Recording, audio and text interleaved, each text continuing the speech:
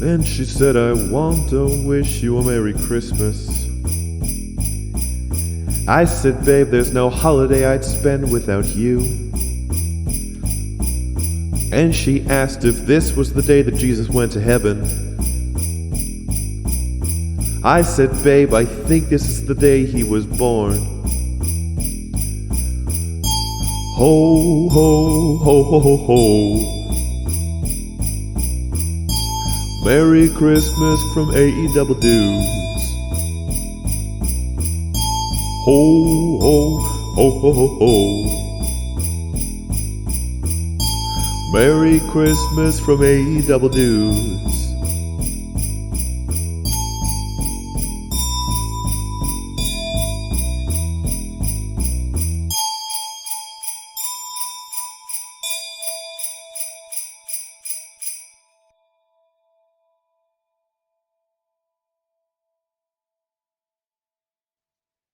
Okay, we're probably live. Back like a bad habit, but better than you ever had it. You're rocking with the Thursday night A show, of course. Not your typical A Double Dudes. Of course, I am one half of your normal sword and shield duo. Utrusinza, Josh Casario, of course, normally joined by the man of 100 likes. These Zoos, but not tonight. Tonight, it is the Wrestling Brain year-end show. That's right, you heard it correct. 15 plus categories, which really means less than 20. I couldn't think of the best way to say it, but less than 20, Matt, you know this to be true. And this isn't the most egregious version of that. Sometimes people will be like, 13 plus items in this DLC. It's like, that's 14. I know how many. You know, it's just like a suggestion, sort of like the express checkout. You know, it's just a suggestion.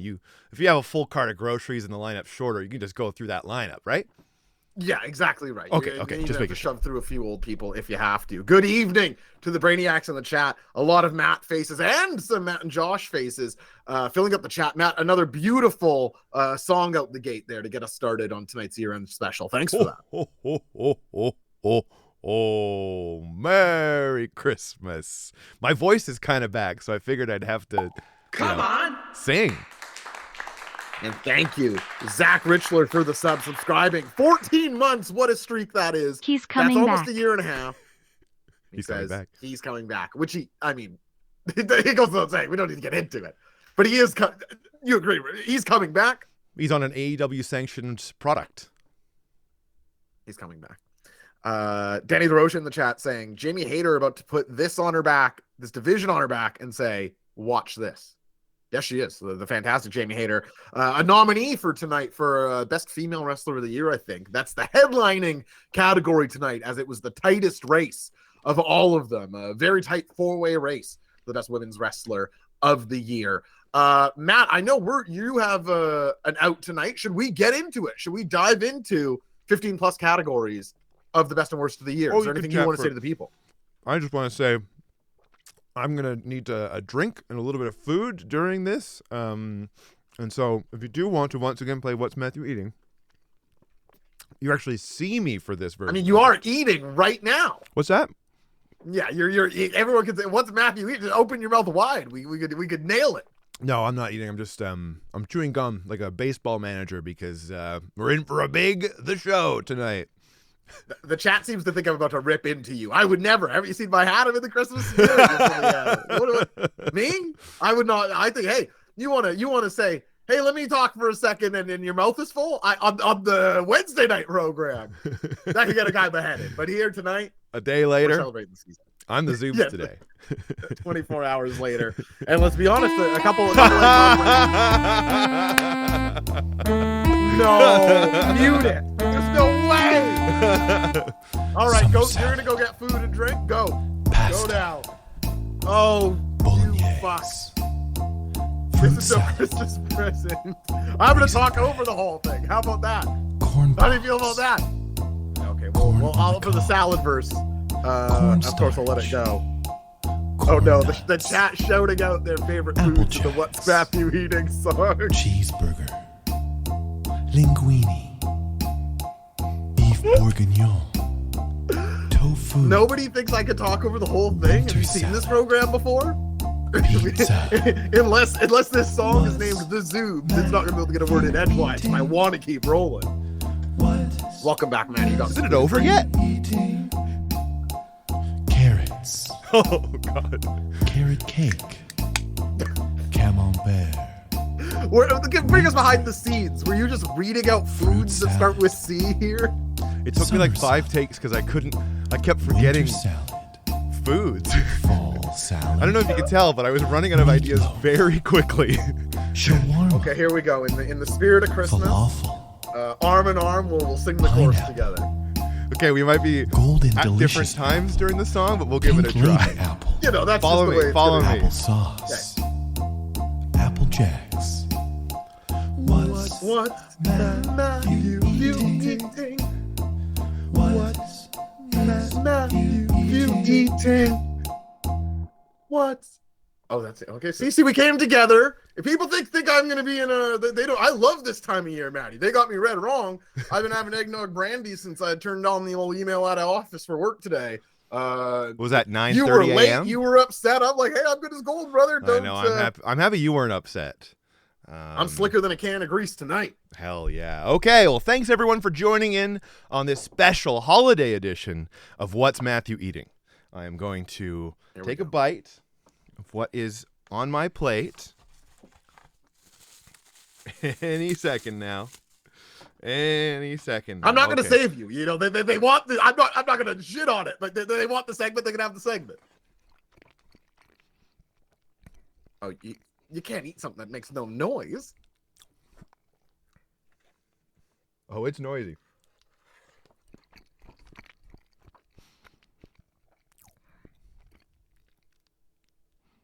Maybe like pudding. Okay, I'm gonna we got say Christmas pudding. Danny DeRocha says nachos. Good friend Jix says cashews. Trilly McGinnis winter salad. No, too soft for nachos. As in Winter salad. fall salad. Dessert of some sort. Might even be a soup. Nice boy online. Could be a soup. The answer is Safeway hot bar macaroni and cheese because I was hungry and stressed. That's good stuff. I've got Deli some chicken macaroni feet. and cheese reliably whips ass. I feel like good food. It's overcooked just the perfect amount. So, Maddie, let's lay out what we're going to do here on tonight's show. And if you need to queue up the slideshow, this would be your chance to do that. Because what we're going to do on tonight's, again, like Maddie says, very special Christmas, Hanukkah, Kwanzaa, holiday, however you're getting down. And you know who doesn't get lumped in on that? Because they're a little earlier is Diwali, the one that's second closest to my heart. I love me a little Festival of Lights. So shout out to all those holidays, whatever you're up to, however you're getting down. We've really appreciated you throughout this year, and I'm sure we'll get even more heartfelt at the end of this program. But what we're going to do is as every year we sent out the Wrestling Brain end of year survey. It was a bunch of questions. You gave the answers. And on tonight's episode of the show, we're going to get to all the questions that were of the year. There's some questions that I'm withholding for other stuff this year. The interest level questions, the what federations will you watch in 2022 questions. But every question about blank of the year, we're going to go through. We're going to give your top 3 answers from that survey. 190 answers, Matt, a record-setting 190 answers in the survey this year. We'll be giving your top 3 answers. We'll give my answer. We'll move through them. And then we will be joined by the man of 100 likes. That's right. You want him. You got him. These Zoobs will be joining us to induct into this year's Wrestling Lane Stu Hart Hall of Fame, the 2022 Best Canadian Wrestler of the Year. Now, pulling back the curtain here, we're split. That's right. It will be the chat deciding who goes in this year's. The Zoobs and I are 1-1 between 2 wrestlers, so you'll have to stay tuned to find out. Then, at the end of that survey, we got 190 hot takes. The prompt, your hottest take in wrestling. I pulled a slab of those, and Maddie and I will react to them. There's going to be a preview of the Christmas special that goes live on my Patreon at patreon.com/J0SHC tomorrow. Maddie, I think we're going to have a rollicking good time. How do you feel about all this? I feel pretty darn good, and I feel pretty darn ready. The chat got a big pop there for being excited that they get to have a say in the Best Canadian Wrestler of the Year. They deserve it, right, Matt? I think so. They've been good. I've checked my list. I've made a list. I've checked it twice. And I found out that You don't they've get a been vote. a little naughty, but mostly nice. Oh, wow. Shouldn't have stepped all over the rhyme. I thought it was just going to be a joke that you don't get a vote. You know, it's a me and Zoob's thing. Anyway, Matt wouldn't know Doug for an offer. Anyway, what we're going to do here, let's pull up the slideshow, Maddie, and let's open with the first category, which I think is Tag Team Match of the Year, if I'm not mistaken. Okay, starting the slideshow. Tag Team Match of the Year, everyone. This is exciting, isn't it? That's very exciting because I feel like this year, most years are just really good years for tag wrestling. Like it's all, I feel like some of your favorite matches, Josh, over the years and the time that I've known you have always been, well, featuring one of the tag teams that may or may not be on this list. Yeah, it's funny because it's like, is tag team wrestling having a resurgence, or do I really like the NXT FTR run? But regardless, you're definitely right that is true of me, and I think we will be seeing some of FTR on this list. Let's see if the 190 votes, which took forever to calculate. I wouldn't mind if the survey was a little smaller. When I actually sat down to pull the numbers, I was like, oh, this gets harder for me the bigger it gets. That's who does this. Yeah, it needs more automation for you, I think.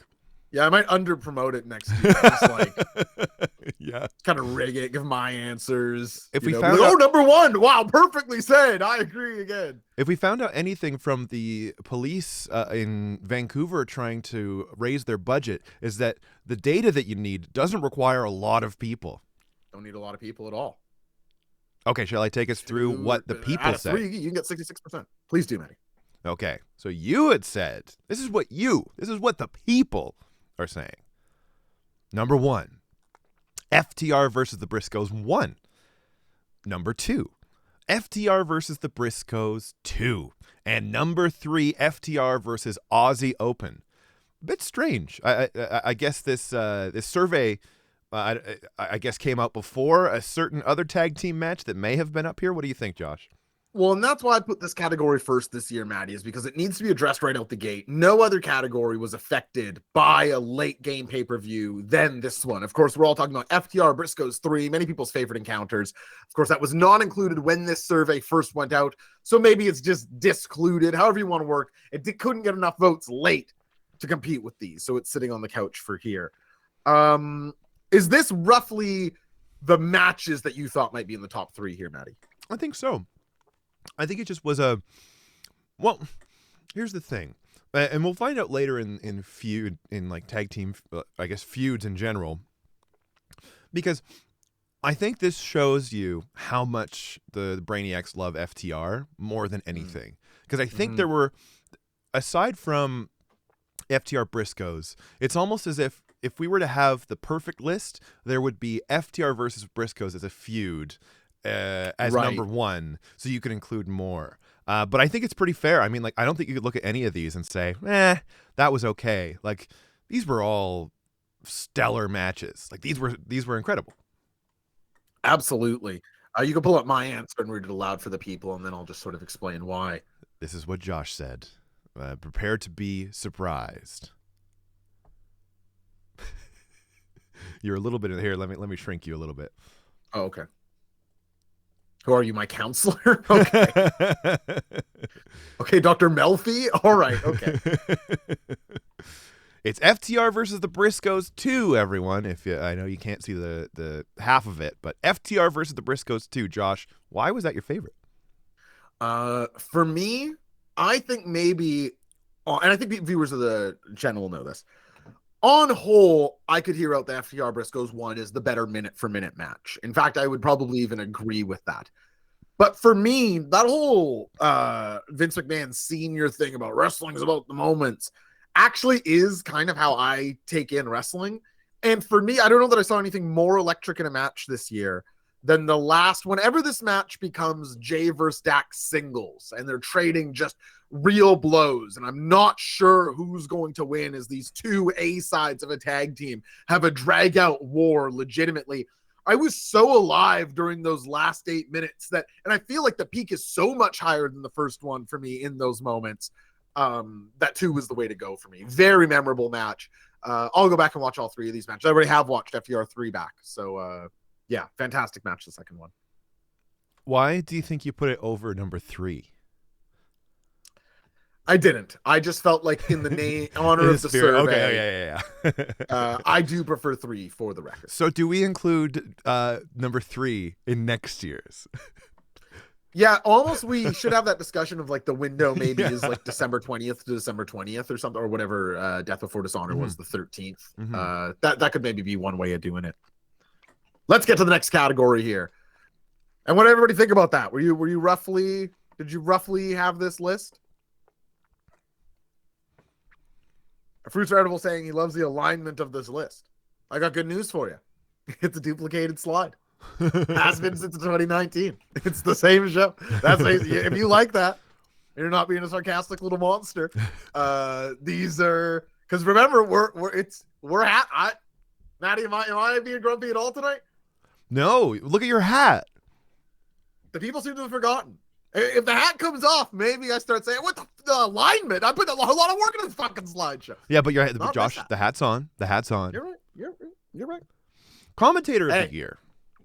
I would assume you weren't allowed to vote for Josh, Zoobs, or myself, as we are, quite frankly, some of the best in the business. I would put you and Zoobs up there for sure. I would put you up there. Absolutely. Absolutely. Nice. You're in the nicest way possible. I feel like Zoobs is kind of JR and you're kind of the king, you know? No, I think that's probably inappropriate. Right? It's appropriate, but it's not the most flattering to be like, you're just like Jerry the King Lawler. Yeah, no, I mean, I'm more, thinking more about Memphis and his ECW run and the commentary, more sort of focusing on that sound. Hello to my mom in the chant. Parents of 50K. I love you. Well, it might not be your mom. It could be your dad too. It just feels so unlikely. He may also be watching, but my mother did throw it on. I'm certain. That isn't to say my dad isn't supportive. I'm just saying, different strokes. Is it Occam's razor that's like the most likely? Right. Okay, yeah. Okay. This is what you said. This is what the people, yeah. There we go. Our people said. Number 1, Excalibur, the sword. Number 2, Ian Riccaboni. And number 3, Taz. Yeah. Nice to see Ian Riccaboni, regardless of how you feel about him, have sort of a resurgence alongside ROH, because he was always, and I shouldn't say he was always good. He has moments where he's not my favorite commentator, but he has moments of being really good too. And he's probably a guy who thought his career had sort of come and gone, and in Tony Khan's Ring of Honor has a second life, and that's pretty cool. Of course, big shout out to Excalibur. AEW wouldn't be the same without him. He is like their DNA call guy, even alongside JR. Like Excalibur is AEW's guy. Yeah. Maddie, you can pull up my answer. I agreed with the third place role in the chat here. For me, there's no one that stands out on commentary like Taz, because people complain about when Jericho's on commentary, right? You got a lot of the personality and it like almost takes over. Taz has moments of that. But Taz is also play-by-play technique guy. In MMA, he's Daniel Cormier. He's loud and laughing, but when the guys start wrestling, he's a 2-time Olympian who actually knows a lot about this. And Taz fills that exact role and never crosses the line for me. He's somebody that I like when they cut to on camera. I like the interplay when he is with, at the time, Team Taz. I just like everything about the human suplex machine behind the commentary table. It'd be interesting to know Matt's here. Matt, do you have a commentator there? Or is this a little in the weeds? No, it's not. Because I feel like, but it's a weird one.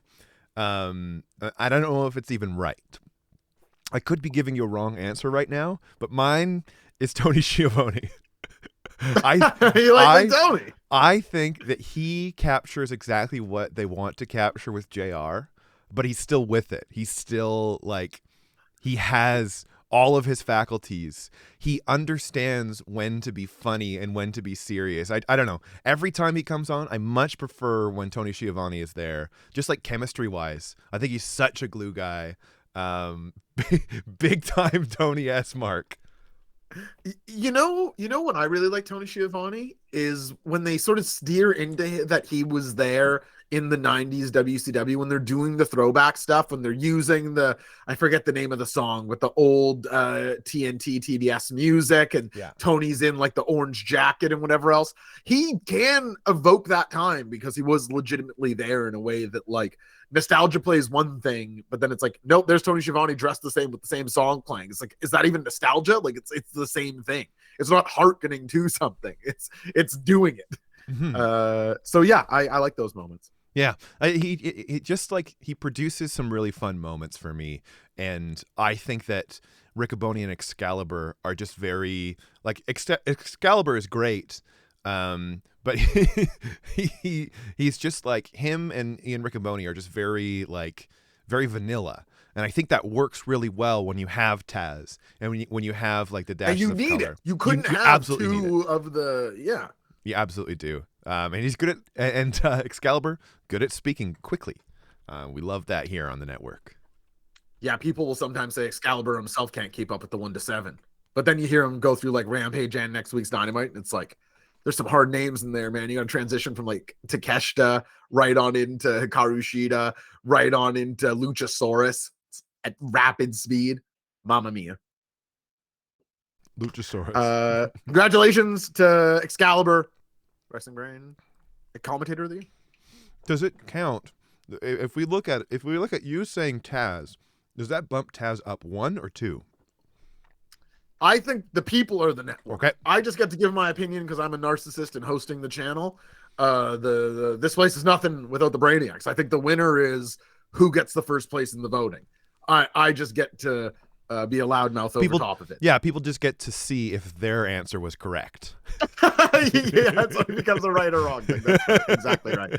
You get the answer key right beside yours. Oh, bugger. We're marking our own work today. That's right. So the people, unfortunately, were a little bit wrong on this one, but we'll move on to the next category, which is the Breakthrough Wrestler of the Year, Josh.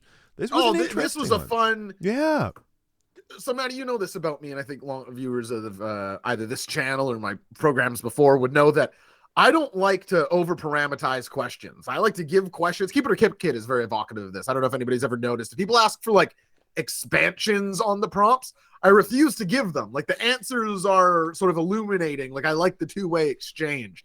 And Breakthrough Wrestler of the Year, along with Spot of the Year, can be and are interpreted so widely that I think it's just very fun for me to get to scroll through these answers. You can pull up the top 3, and I think you'll see exactly what I mean. It was an interesting one. It was a really interesting one.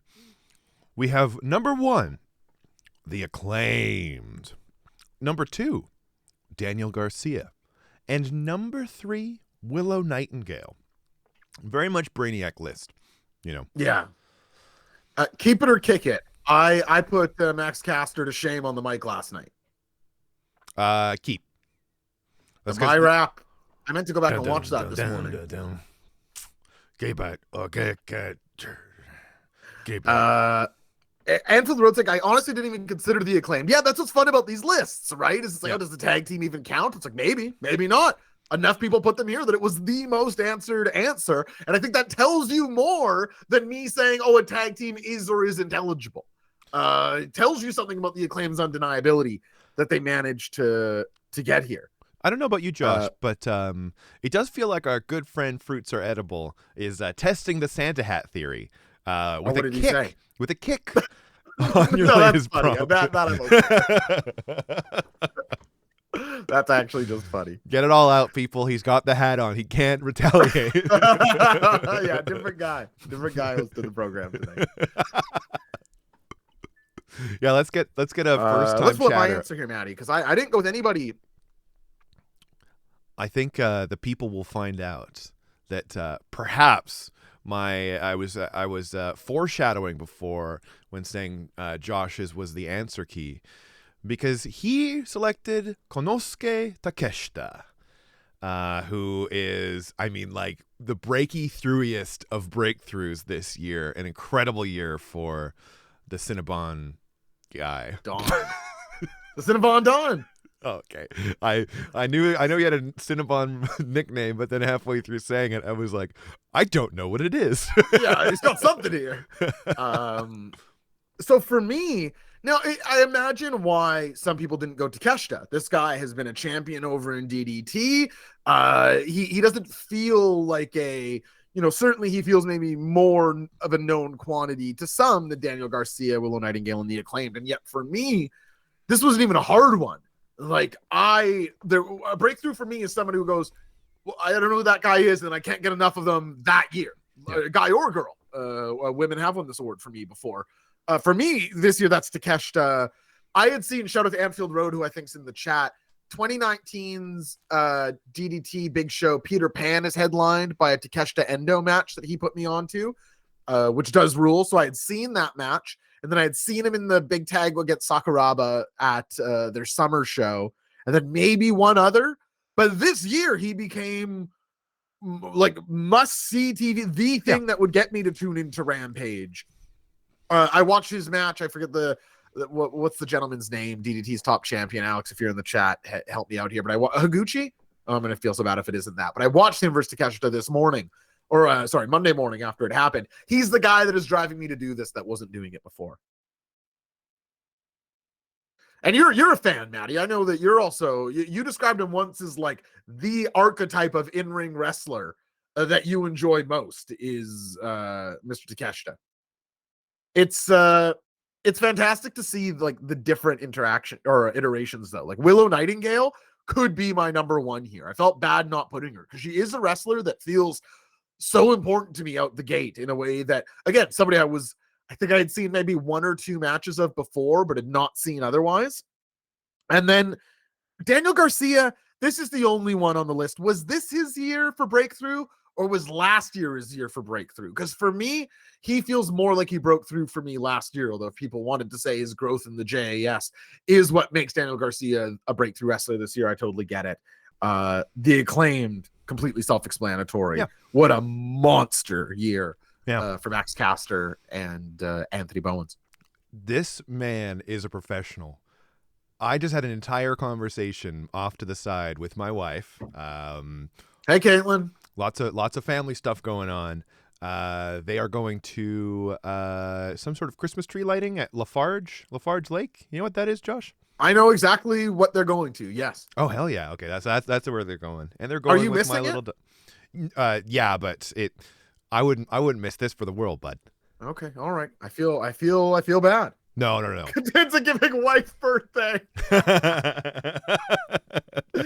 I great think stuff. one thing I'll say about this list, as I point to my screen as if people can see it, is you could make an argument for a lot of breakthrough wrestlers and say they've been around.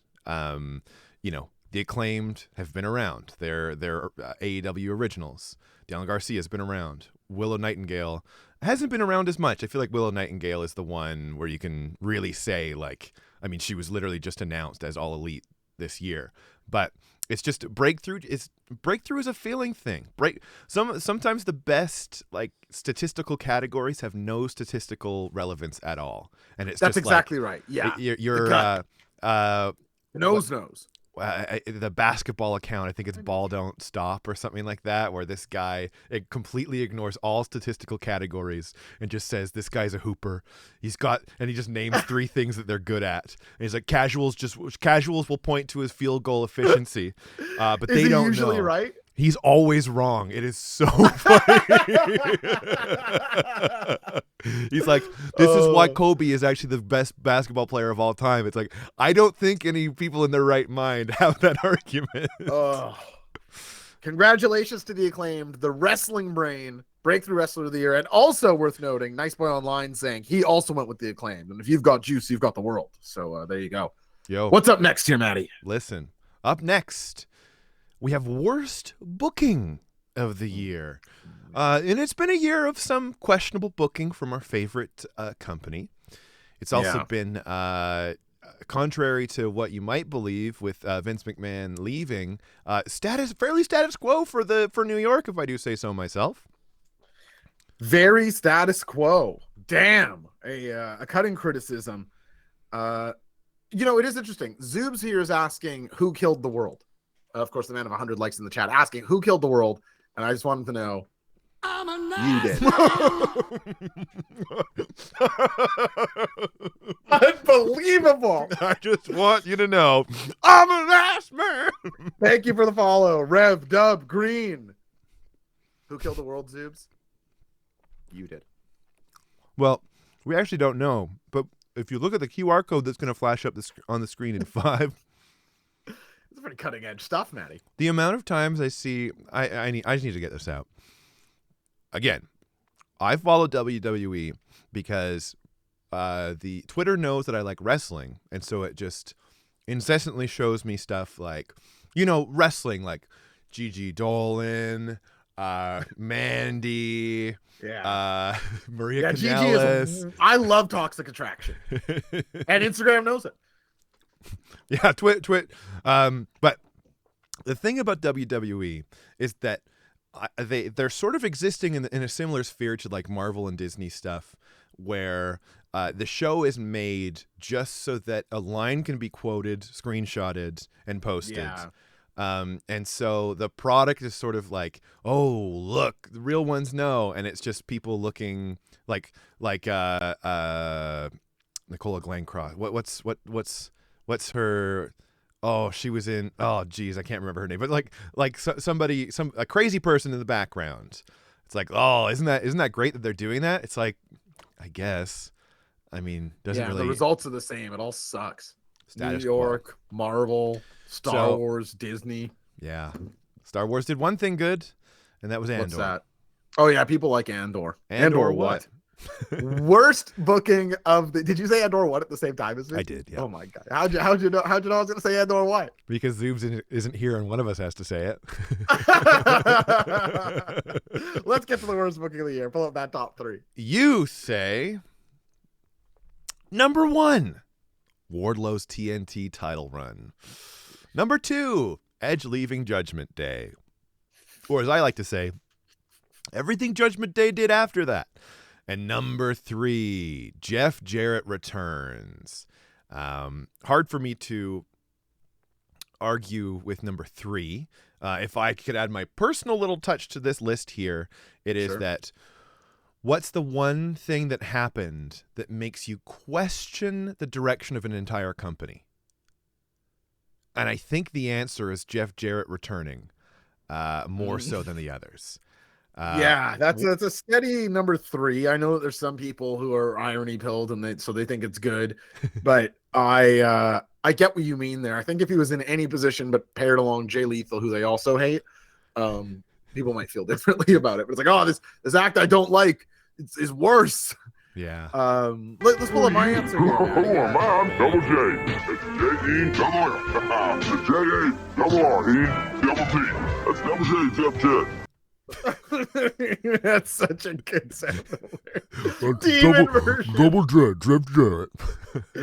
Thank you, Chiefs, for the song. And of course, we do appreciate the support. If you feel like subscribing, gifting a sub, hell, it's the season of giving to us. Follows are appreciated, subs are appreciated, and of course the sound alerts down below. Matt puts lots of effort into the stuff down there, so please go give that a look. See, show Zoobs that look, Matt and I can draw. How about that? Yeah.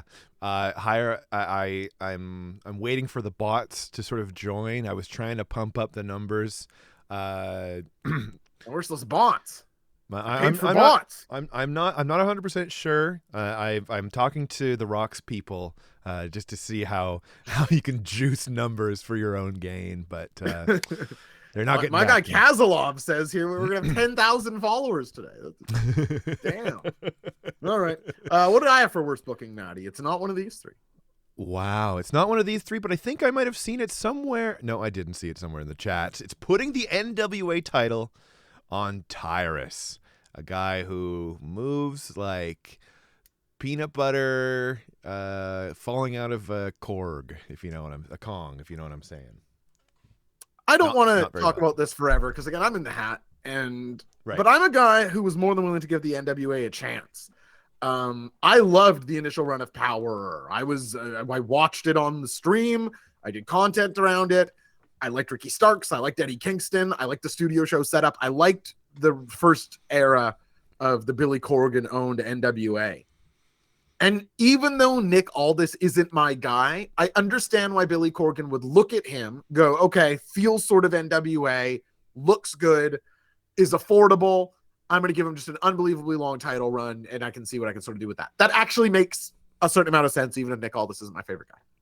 Then you put it on Trevor Murdoch, who I actually think is sort of an interesting. I wasn't watching NWA because the cards are too thin, but it's like, oh, they put the belt on Trevor Murdoch. I watched that match. It wasn't much, but it's like, okay, Trevor Murdoch.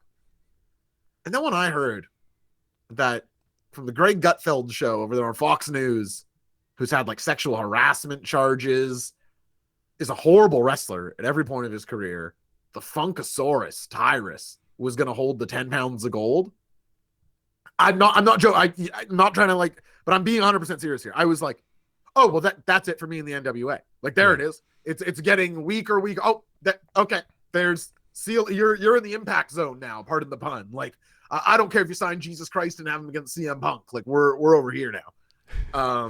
Like, I don't know. It was just such a moment. It was the clear, for me at least in my interest, the worst booking. And here's a cheers to my pal Ahab. Josh was pretty distraught. He thought, somebody call him a mama.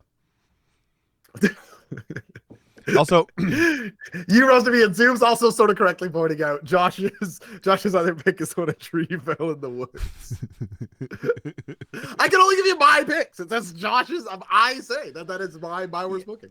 Something about NWA, and I mean, like, I don't want to, like, the people like you or they might like it, but if you and I can agree on something, it's that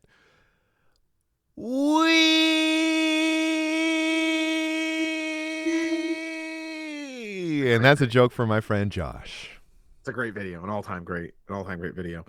The Zoobs saying I did rationalize and did basically kill the Fed. Yeah, I don't know.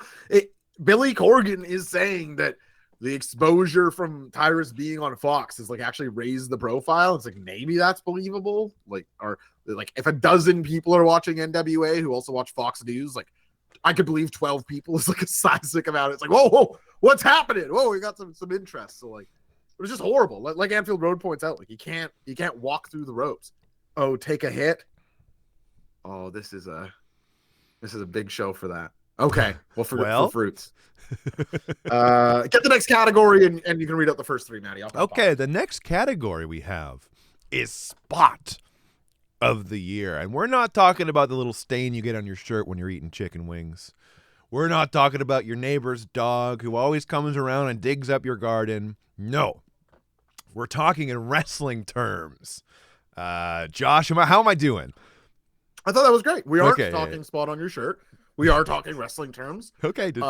You killed that 5 seconds with ease. You made it look easy. Okay, next time I'll try 10 that you had seconds. to check in after such a short period of time is well, I just wanted to make sure, I don't want to derail us too much. I'm big into, staying on topic. Oh, we're really testing the good. Hello to my brother Jay's Retro in the chat saying hi, everyone. Is this you or someone doing the phone? This is not me. And if you had to guess who it would be.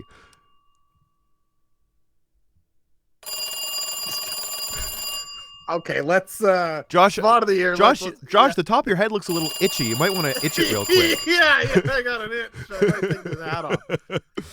Okay, so spot of the year. This is what the people said. Actually, that's savvy as hell. Number 1, Eddie Kingston pulls out a gas can. Number 2, Keith Lee pounce on Isaiah Cassidy. He does fly there. And number 3, Hiroshi Tanahashi high fly flow from the ladder onto Kenta. A spot I definitely remember. That was a great one, Russell. I was happy to see people remember that one from earlier this Yeah. year. I think it's because the photo went sort of viral. And then there was like best wrestling photos of the year thread that I saw going around, and it was the first one. Not that it's always 1-to-1. Like, I do these awards because I keep track of the matches I watch throughout the year in my spreadsheet. But for people, I think stuff like that, it's like, oh, wow, that is an amazing spot. Loved it. Yeah, I mean, like the gas can, that was just fun. That was in the what was that match called, Josh? Our Anarchy in the Arena. Anarchy in the Arena. That was just a fun one. It really was. I loved that match a whole lot. Just What did I say for spot of the year, Maddie? I think I actually brought it up earlier tonight. Ooh, interesting. No, I didn't. I definitely avoided it even though we talked about the match. That's what I did. Spot of the night for Josh goes to Dax Harwood Avalanche Pile Driver on Jay Briscoe. I knew it the moment I saw it. That's just my shit. Two guys in a fist fight for a couple minutes, exchange a couple positions, second rope, head between the knees, up for a driver, gadoosh, and then you actually pin with it. That's how I like it. That's the wrestling I enjoy right there. In a little capsule. There it is. Something Josh really loves is, and this is to the people, when, first of all, non-signature or finisher finishes, and second of all, when people he likes looks really strong. And I think everyone likes the ladder, right? Everybody likes the ladder, but the first is definitely true of me, and this is both. Just showing to move some respect, man. It's a pile driver. I remember the night Toni Storm debuted, and she was the Storm Zero pile driver, and she pinned with it. But before that, Mox and Punk both hit pile drivers in the matches before it, and for kickouts. And it's like, come on, like this is an illegal move. Not in this fed, but you still get a pop from it. Yeah, good for Jake on the other side of Kid this though. Clubs Loves when his favorite guys look weak. He's of the Mikey Whipwreck. That's sort school. of like he big Marco stunt fan. That's right. That's absolutely right. Lots of good spots this year. This category, much like Breakthrough Wrestler, always fun to see how it's interpreted. Yeah, exactly. A real crapshoot. Okay, we'll move on to the next one here. The next one is promo of the year. A year of big one. Pretty stellar promos in one of the feds. I'm not so sure about the other. Maybe the feds. best year of promos in a federation ever. It might be. There's just like these moments where you truly get goosebumps, and for all the tumult of AEW or that they have gone through this year, most of them revolve around really good promos. It is true. Like, of course, there's the high end. No, Shit out of me. all of you. Promo of the year. You Rick know Nash tag. me. Unbelievable. You Rick, don't that know is- me. You don't know me. You don't know me. You know nothing about me. You know nothing about me. You know nothing about me. You know nothing about me.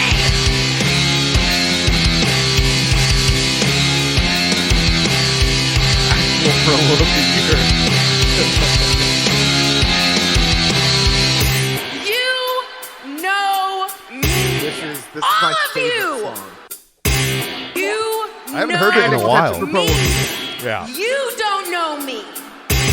You don't know me. You don't know me. You know nothing about me. You know nothing about me. You know nothing about me. You know nothing about me. All of you. You know nothing about me. All of you. You know nothing about me. All of you. You know nothing about me. All of you. You know nothing about me. You know me. You know nothing about me. That was some of the best times. Of a sound word You ever. know nothing about me. Whew. That's some pretty good timing, like you said, Josh. You do know nothing about me. You Or- know me. You All of you. know me. Well, okay, next category. No, of course. Let's get over on into promo of the year. The people, the Brainiacs are saying that number one, MJF, you're a freaking mark. I don't want to sully the good name of this program by swearing. Thank you. Number two, CM Punk, I am Chicago, which is, of course, when he came out shaped like the great state of Illinois. And number three, CM Punk, that was the greatest day of your life, but to me, it was a Friday. What a, like you mentioned, a year of excellent promos in AEW. All three of these truly excellent.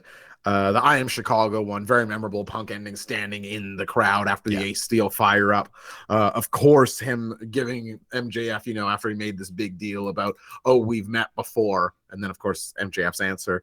And maybe if not my favorite promo of the year, I don't think my number one's the same as the Brainiacs here.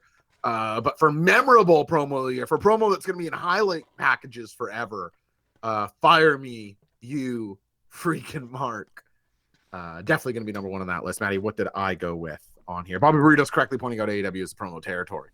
Even truer when Punk's around, still true without him. Still true. Still true. Because the wrestlers that can't seem to get a foothold are the ones that can't talk. That's right. Number one for Josh Custodio is MJF tells his meeting chick magnet Punk story. Yeah, so this is the promo that follows the number 3 one here, where MJF does a promo babyface turn and shows some, at the time we believe, some actual vulnerability. This is, of course, all to set up the turn that he is the devil, that he made the world believe never existed. Fantastic stuff out of MJF here. I found this just really affecting at the time to watch. Like, in the moment, I was like, oh, MJF has some range. Like, he's doing some acting here. Punk is receiving this well. Like, he is also not exactly sure. I think people probably remember the end of that promo with Punk looking at him just being like, is that real? Just really well executed stuff. When he came out and was like sort of teary-eyed, like, that was, you know, doesn't get much more reality bending than that, right? Reality was bent. You want to know my favorite promo of the year? How much time do you still have to go in 20 minutes? No. Now that they're gone, it's okay. Then yes, I do. Yeah. Well. Yeah. If you would have said yes, I'd have said nope. My number one promo of the year is a promo following. It was actually a response to MJF, which usually is tough to do. And it's not the latest Ricky Starks promo. No. Yeah, okay. My number one promo of the year was Sir Bill Regal responding to MJF. And not only was it for, like, the actual promo gave me goosebumps. It was this feeling I got before the promo that was, this poor old guy is about to get the floor mopped with his thick head of hair. And the way he got back into it felt like he was just an old guy that was happy to be there until that moment. And then I was like, oh, he's for real. That promo just, it changed everything I thought about it.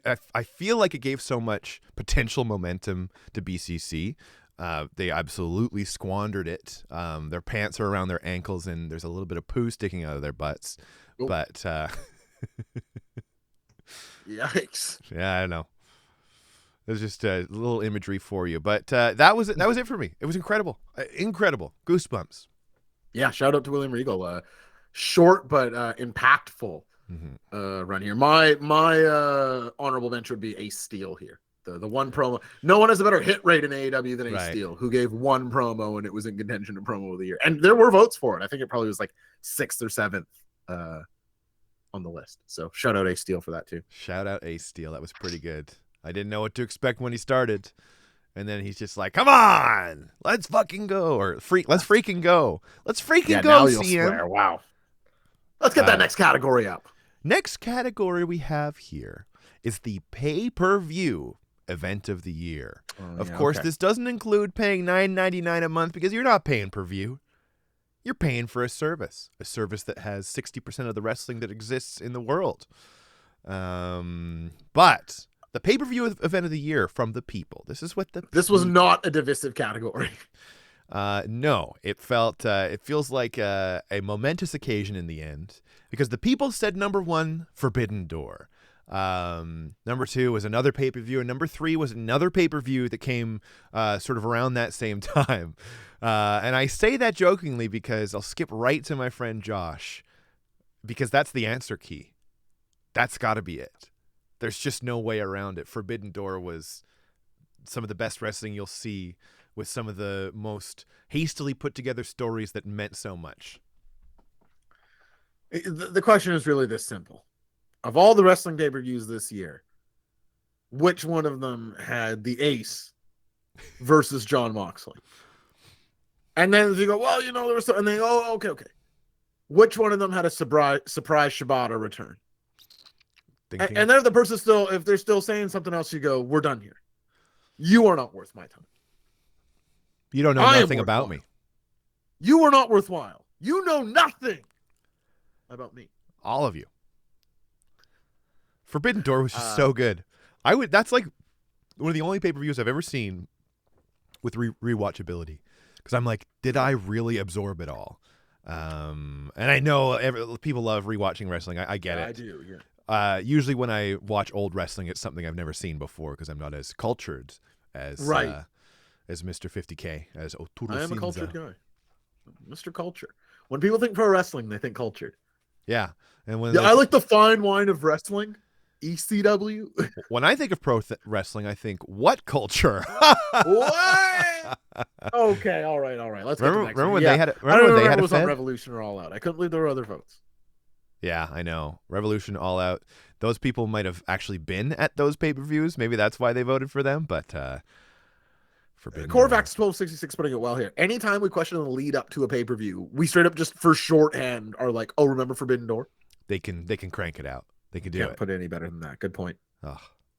Okay. Let's get to the next category here. The next category we have is the worst feud of the year. Oh, yeah. Let's see their answers. Read them to me.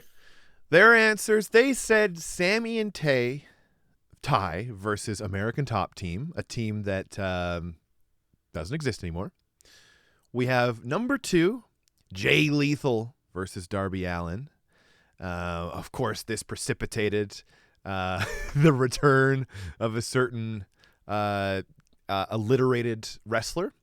And number 3, an answer I vehemently disagree with, Jericho Appreciation Society versus Bullet Club. Well, let's start with their number 1, Sammy and Tay versus American Top Team. Obviously, a bad feud.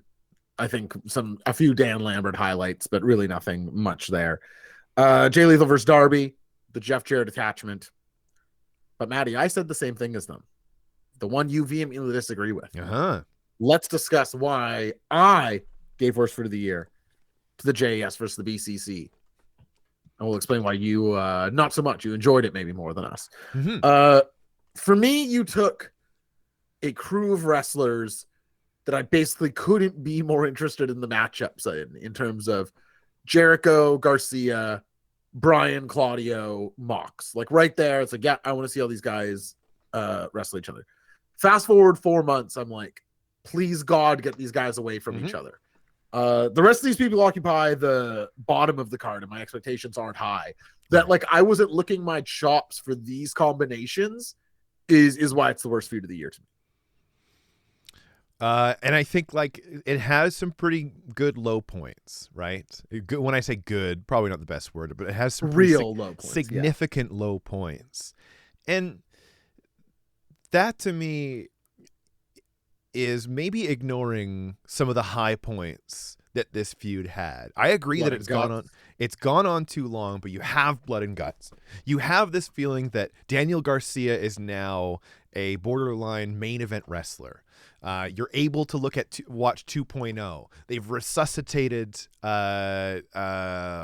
Jake Hager's career. You have essentially the reason Claudio Castagnoli is back in there is because his buddies were like, come over. And so he did. Can we admit his run has been bad though? His run has been bad because every time he wrestles, it's been good, but they still haven't figured out a way to protect Claudio Castagnoli. Well, they keep making him hang out with Wheeler and talk to the JAS. I know. He just keeps getting bodied by these guys. I guess it only happened twice, maybe 3 times, but it is like, you got to put your guys in positions to win. I feel like Wheeler and Claudio, and I feel like Brian is not even like attached to the BCC anymore. No, he's a lone wolf. It's very, I think, if anything, the faction that has crumbled the most of the year goes to BCC. But I think there are just too many high points in that feud. Yeah, very fair. That's it. It's just like, okay, can I call it the worst when I don't like it right now, but I loved it before? That's why I disagree with it. But yeah, oh my God. Something that AEW does is it can sometimes try to not hang wrestlers out to dry, but like give them a sink or swim moment. Yeah.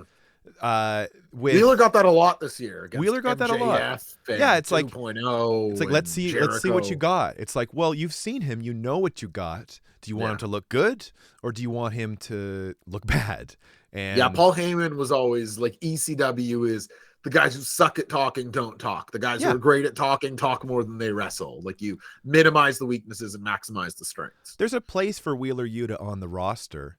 But I don't know. The longer you have him in a position where he's not comfortable, the longer his place on a roster as a technical wrestler evaporates, because it's just like, oh, this is that dumb guy who can't talk. It really feels that way. Let's get the next category up here. The next category we have here is Tag Team of the Year, otherwise known as, well, we'll see. Yeah, you can just pull up all 4 answers here. This one's...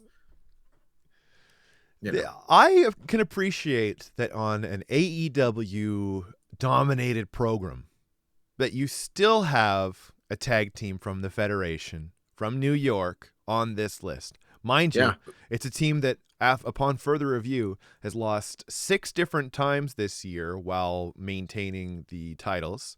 A bit of an interesting one. That's crazy. It's they look strong because they're with Roman and not because they're winning wrestling. But this is really like the FTR coronation, you know. They're everywhere, FTR. They've just had, for sure. And big shout out to the Acclaimed getting second here, as well as first in Breakthrough. Like people, the Acclaimed were on people's minds filling out the survey. That is very clear. Almost a Bong Joon-ho moment with winning Best Foreign Film and Best Picture. Exactly right. FTR. This was a question of, do you like the breakout of Acclaimed or do you like the catalog of matches, of which FTR had probably 5 or more that you would want to rewatch and like to show people what good tag team wrestling can be. Something I love about this list is if you ignore the first 6 months of the year, if we went back in time to 6 months ago and showed us this list with the Acclaimed at number 2, it'd be like, oh, the Brainiacs are trolling us. Yeah, 100%. What happened here? They had such a strong second half of the year, unprecedentedly strong second half of the year. They're believable to be anybody now. Yeah, it rocks. They just beat FTR. Yeah. Let's get on to the next category. The next category we have is Feud of the Year. Of course, not BCC versus JAS, but the people said Punk versus MJF number 1. Number 2 being... What's SIOG? Swerve in Our Glory. That's my fault. Swerve in Our Glory versus the Acclaimed. And number 3, The Fella versus Gunther. Yeah, it does feel big when New York stuff manages to break through and actually make it onto these lists. Like Good when for I them. sit down to do these, it's like, I like those matches. But it's like, oh no, there are people at 190 people. There are people watching this on a weekly basis and who do think about this. And I thought it was a nice shout to them. Acclaimed and Swerved in Our Glory. Hell, even just like Swerve in Our Glory could be. It almost feels like next year, if there was a lap between them, Lee and Swerve might end up being one of the most memorable feuds of the coming years. Yeah. So lots to go. You can pull up mine, Maddie. I think of anything. This was the most predictable on the list for my answer. Punk MJF was. I can't think of a television feud that I enjoy more. I'm trying. Nothing has ever felt bigger in AEW. I'm talking about in me watching wrestling. Oh, really? Cactus and Triple H. Cena Punk. I'm talking about TV wrestling feuds, not like, none of the great like in-ring feuds count. Because fantastic. Wrestling is Scoots is right. Swerve versus Our Glory. That is Swerve versus Our Glory. Right. Yeah, incredible. One thing I'll say is I think Swerve and Our Glory versus the Acclaimed has this it's rare that you make 2 tag teams in one feud. Yes. Keith Lee has always had the potential, right? He was always misused wherever he went.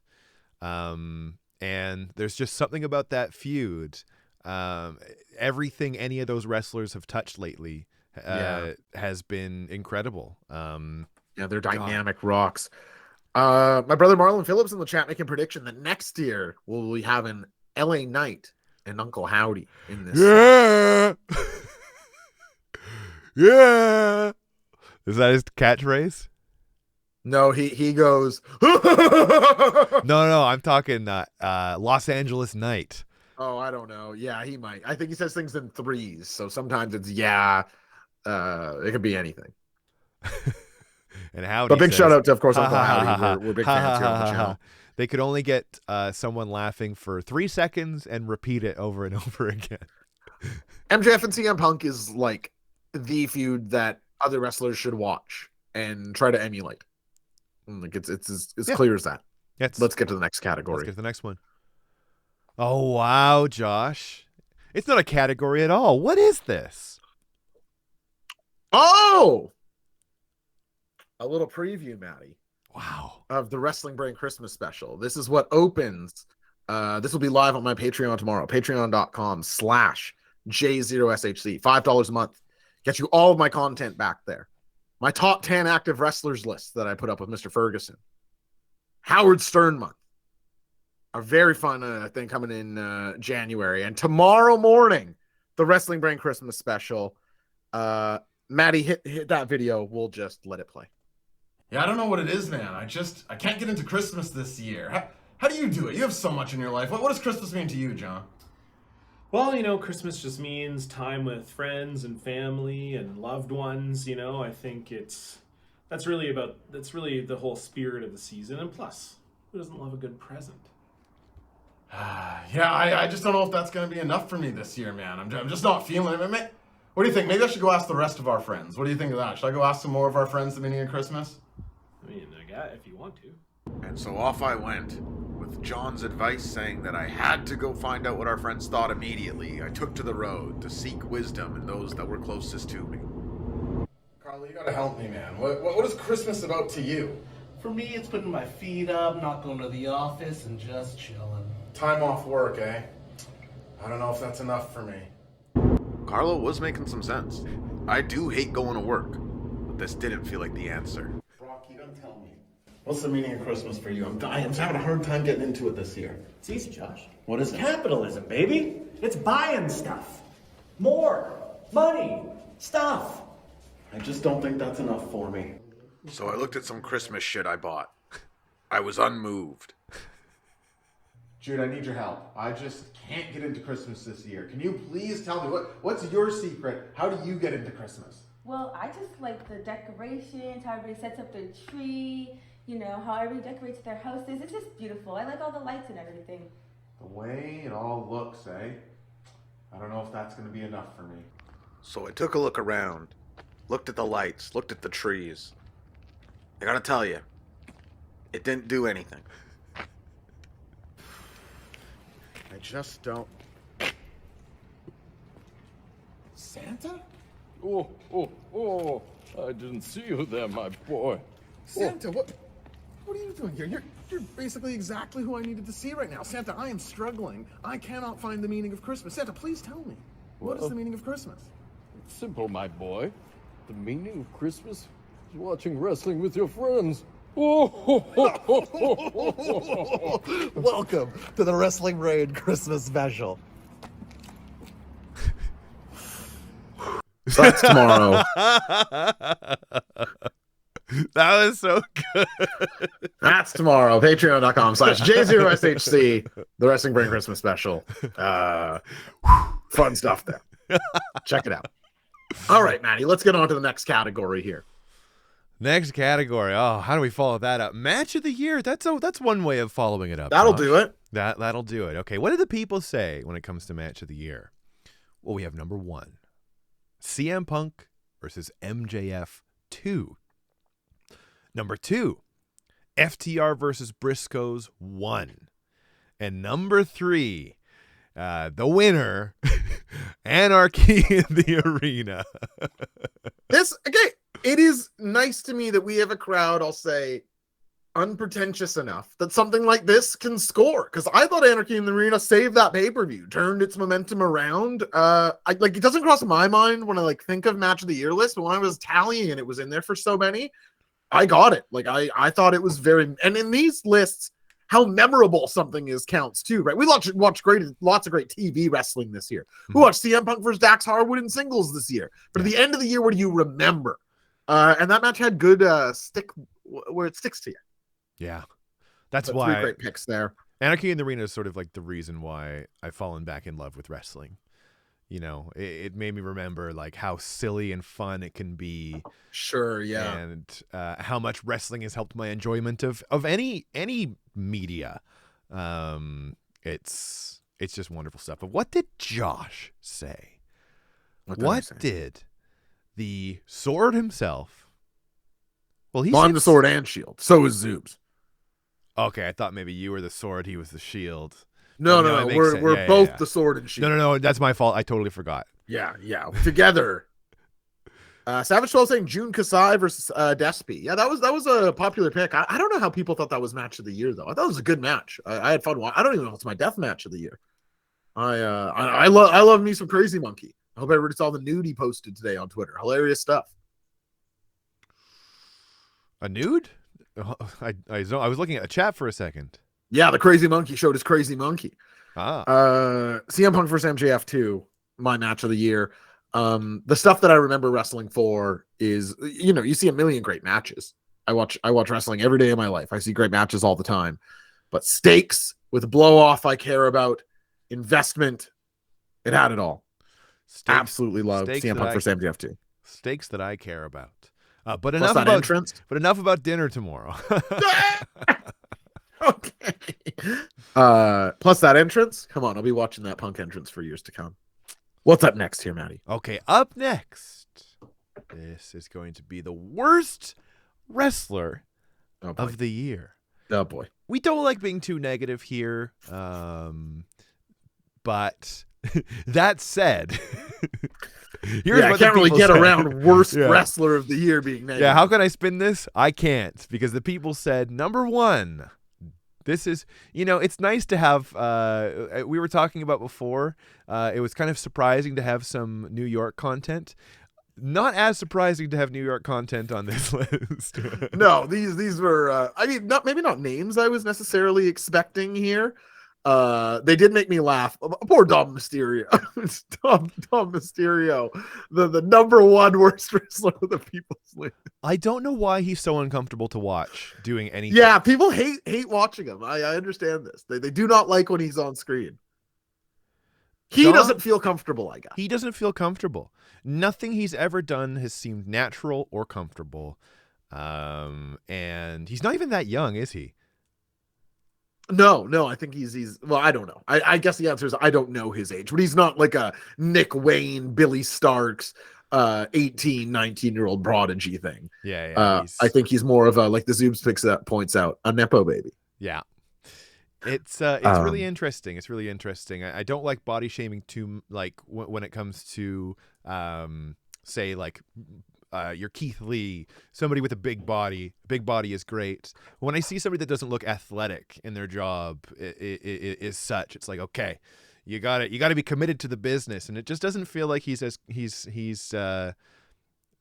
just feels like he's there because of nepotism. It feels like he's there because of Rey Mysterio, and they keep giving him stuff to do, and it doesn't make any sense.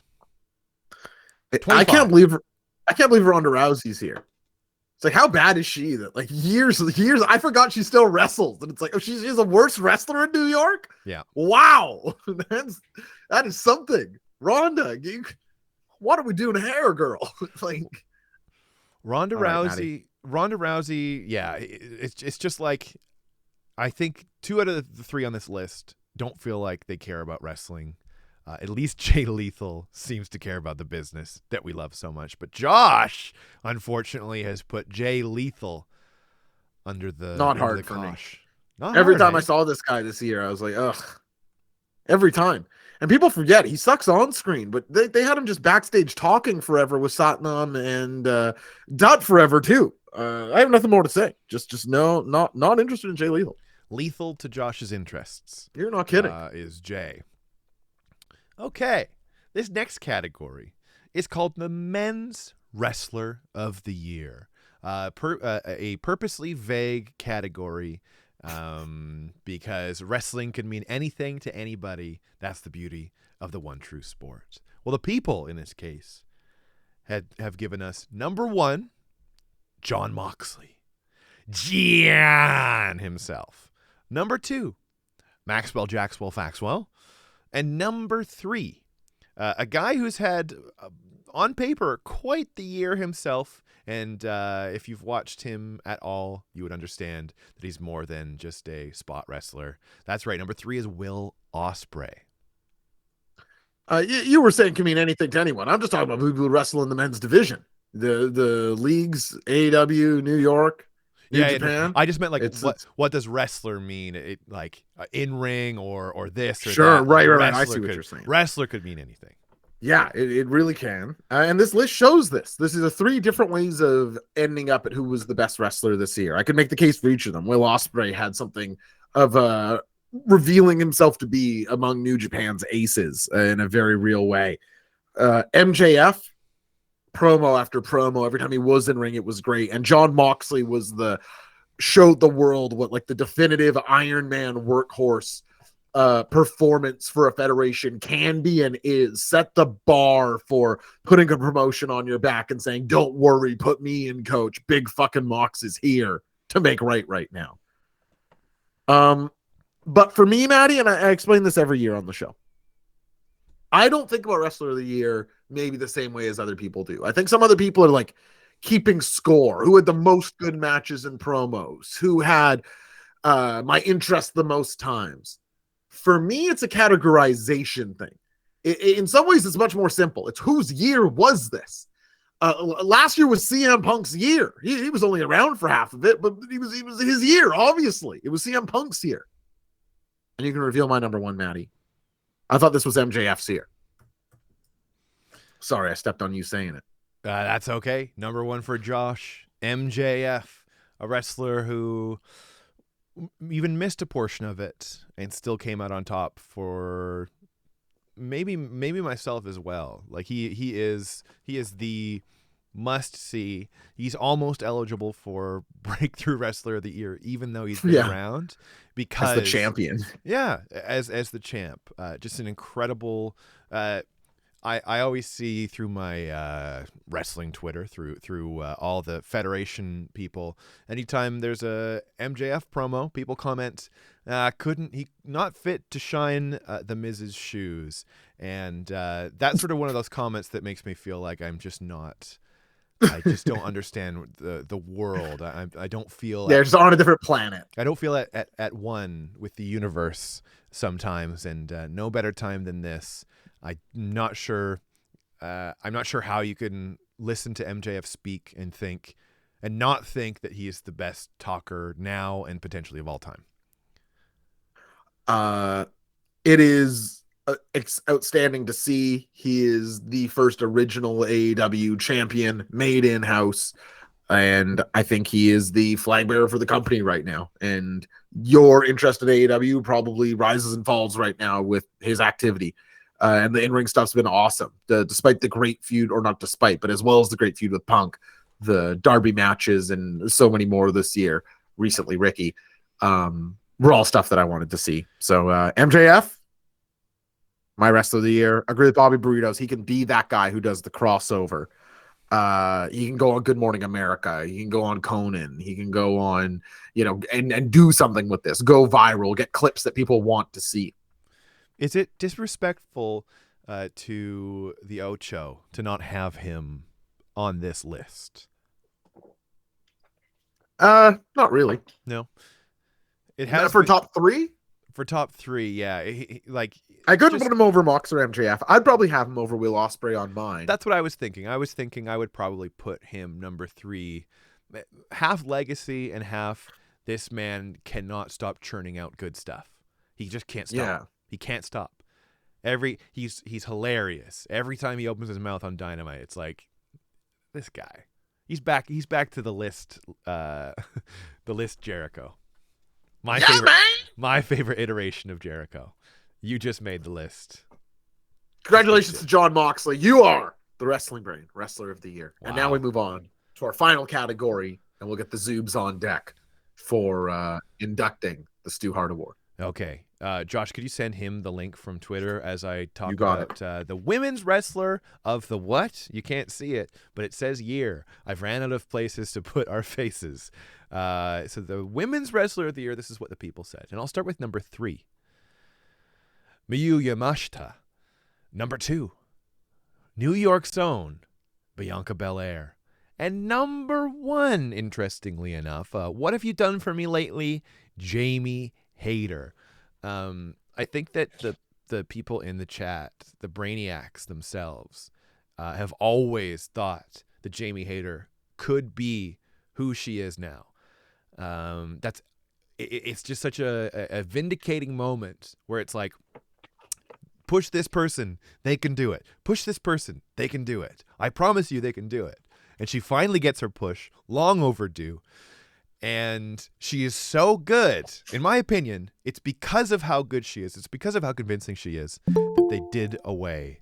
You can't really see me right now, but they did away with the interim title and just gave it to her. So amazing. And I'm about to welcome everyone's favorite, the Zoobs. Welcome to the Zoobs. Look at this, the man of a damn 100 likes here. I don't see an underscore.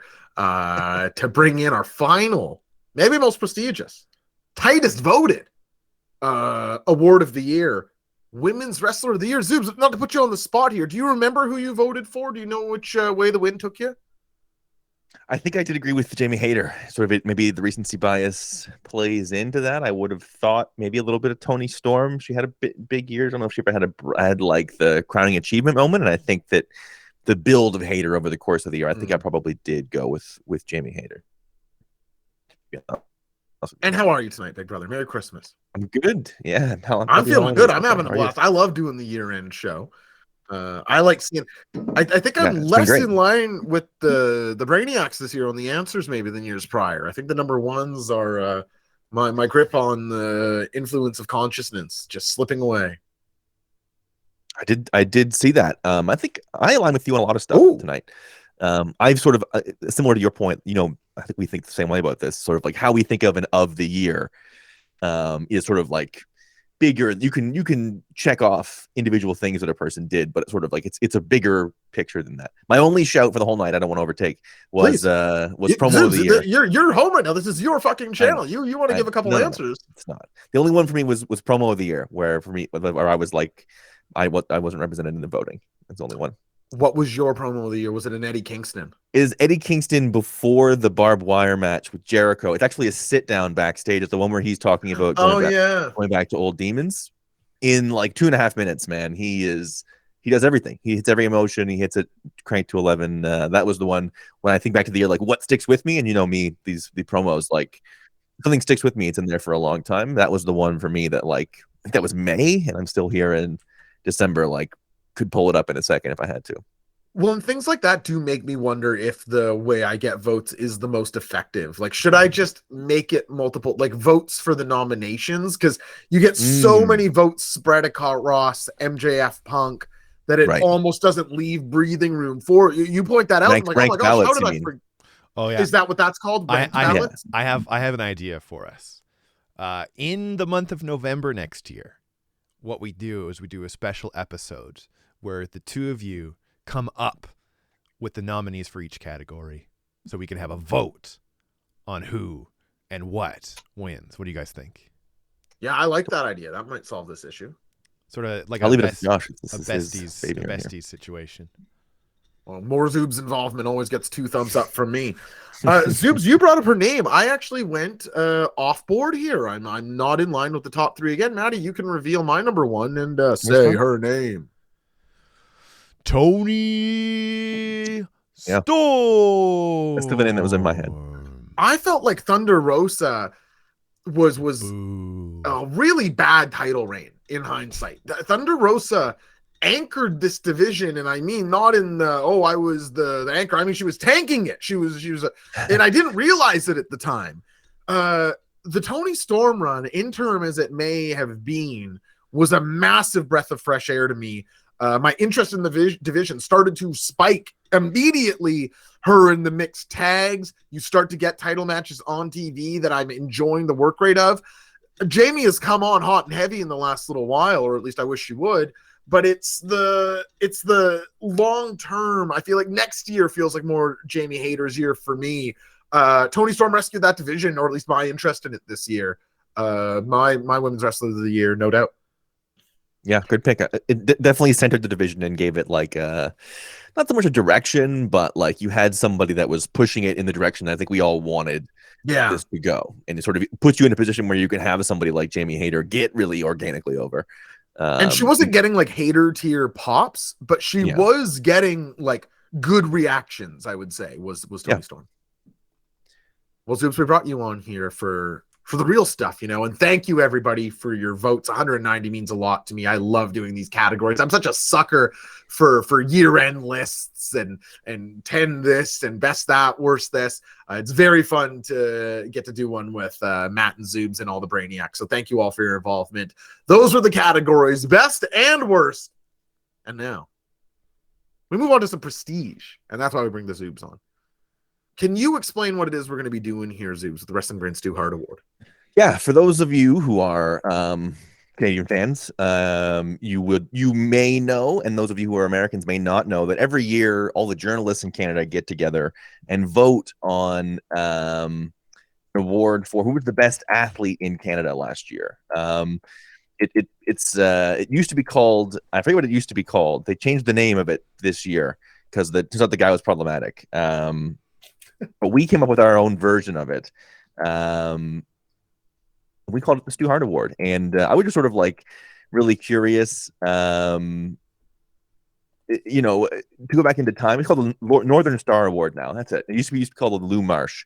Now it's called the Northern Star. And I'm sort of a geek for this sort of thing. I love when people get together and sort of just like this. Like it's very rare for media to get together and make this wide swath thing. Best athlete could mean so many different things. You get Olympians, you get men, you get women, you get hockey players, you get baseball players, you get all these different things. You're sort of looking at what does it mean to be the best tennis player in a year when we had great hockey players, and sort of get to have these fun little debates. A wrestler would never win one. And my argument was always, I can think it was 2018. I was like, if 2018 Kenny Omega can't win it, nobody can ever win it, right? It was sort of my argument. I was like, no, because it was like a sort of a weird, weak Canadian field, but Kenny Omega had like the greatest year you could possibly have. He was like the actual correct winner.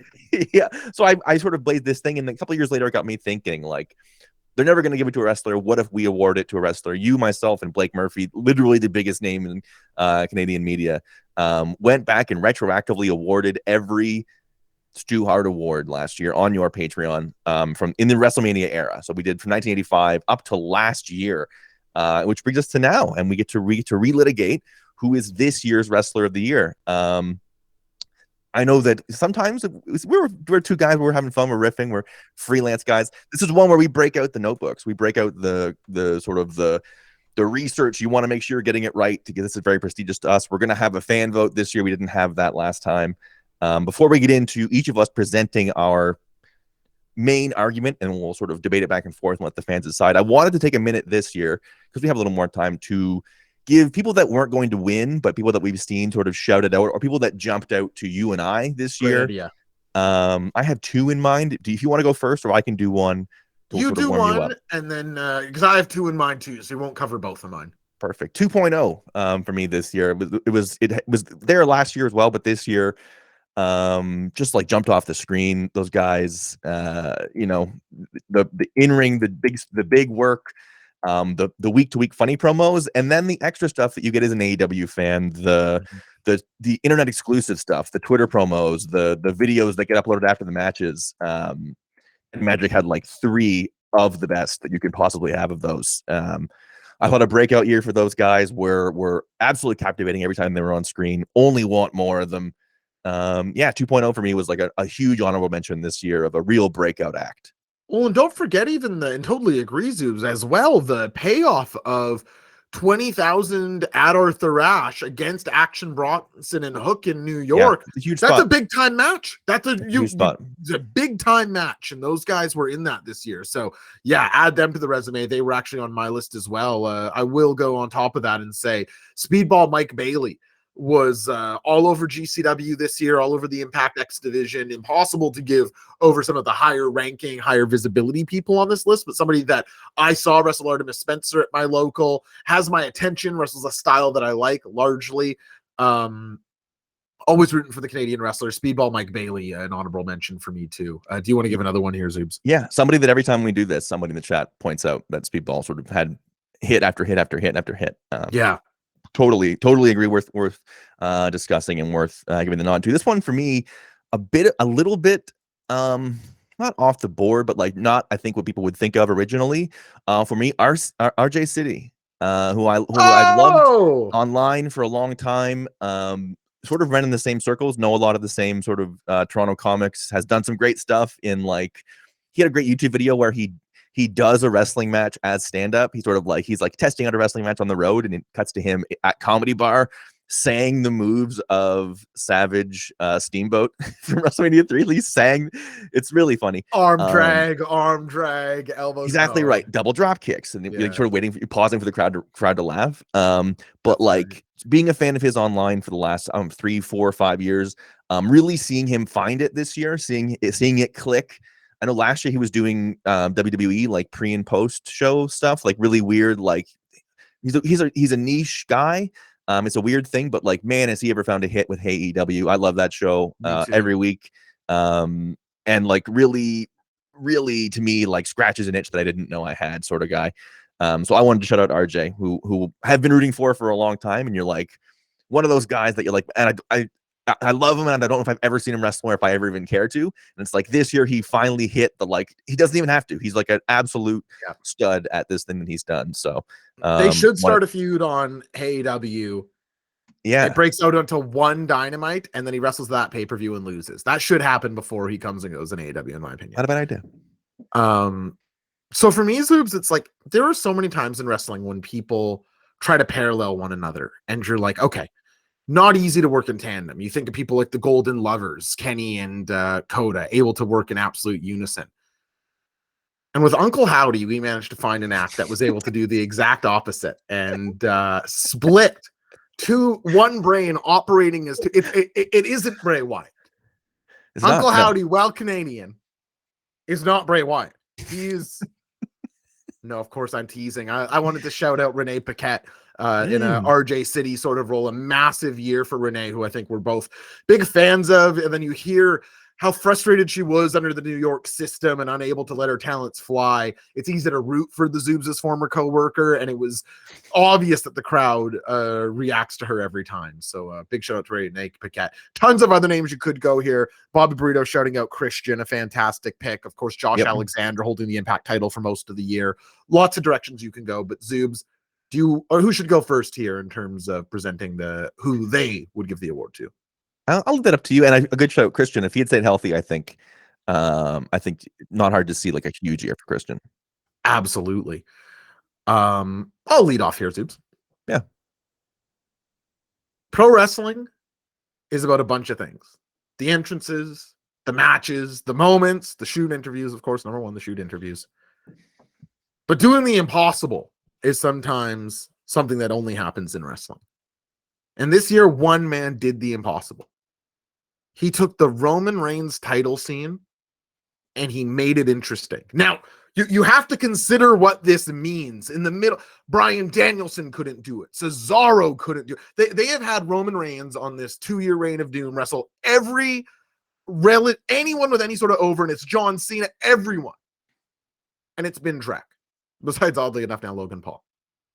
There's one man through acting and nuance and established roots elsewhere on the card that is now going to get me, the New York hating ass, to tune into Elimination Chamber in Montreal to watch him and his friendship with Kevin Owens and its dynamic explore with this bloodline that he's a part of and is always on the verge of getting kicked out of.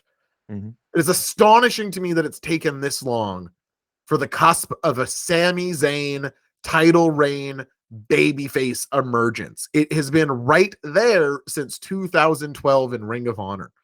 And they now, in many of the ways that New York does, not by their choice, by some talent and some force feeding, he has dragged my interest into Roman Reigns and the New York title scene. Sami Zayn is my pick for this Stu Hart this year.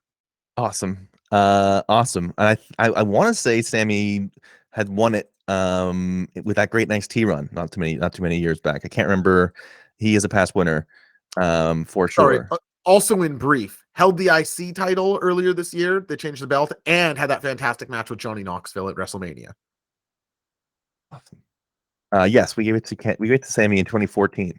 So there we go. A little history for you. And I'll tell you, when we went through this Stu Hart Awards, we had two observations at the end of it. At least I did. Number one was that Bret Hart is basically untouchable. There's a long established period of time where getting somebody over was feuding them with Bret Hart, and then 60 days later they were the biggest star in the world. It was like it happened over and over again in the span of 3 years or 4 years. The other one was, man, Chris Jericho wins this a lot for a lot of different reasons. A lot of different reasons, yeah. I'm just going to go through. I'll start in March of this year. Eddie Kingston against Chris Jericho at Revolution. Chris Jericho gives Eddie Kingston the big win, gives you the big Eddie Kingston moment, and starts the eye-opening. Damn, who is that Chris Jericho? That was All Japan Chris Jericho. Crazy. Hope he can keep it up. And then he just does for a really long time. He has Anarchy in the Arena 2 months later. He teams up with Lance Archer to take on Hiroshi Tanahashi and Jon Moxley. There's awesome. There's blood and guts. He then goes barbed wire death match with Eddie Kingston, a little painmaker. He fights Jon Moxley in Quake by the Lake. He fights Brian Danielson, pardon me, at All Out, and then All Out happens. And he's like, he's having a pretty good year, and then All Out happens, and they go, holy shit, what do we do? And what they do is put Chris Jericho in the main event over and over again, and give him a title. They give him a title. 2 weeks later at ROH, they put him over Castagnoli. He then defends it against Bandito. He defends it against Bryan Danielson again. Defends against Dalton Castle, against Colt Cabana, which is a huge moment. Love it or hate it. Tomohiro Ishii.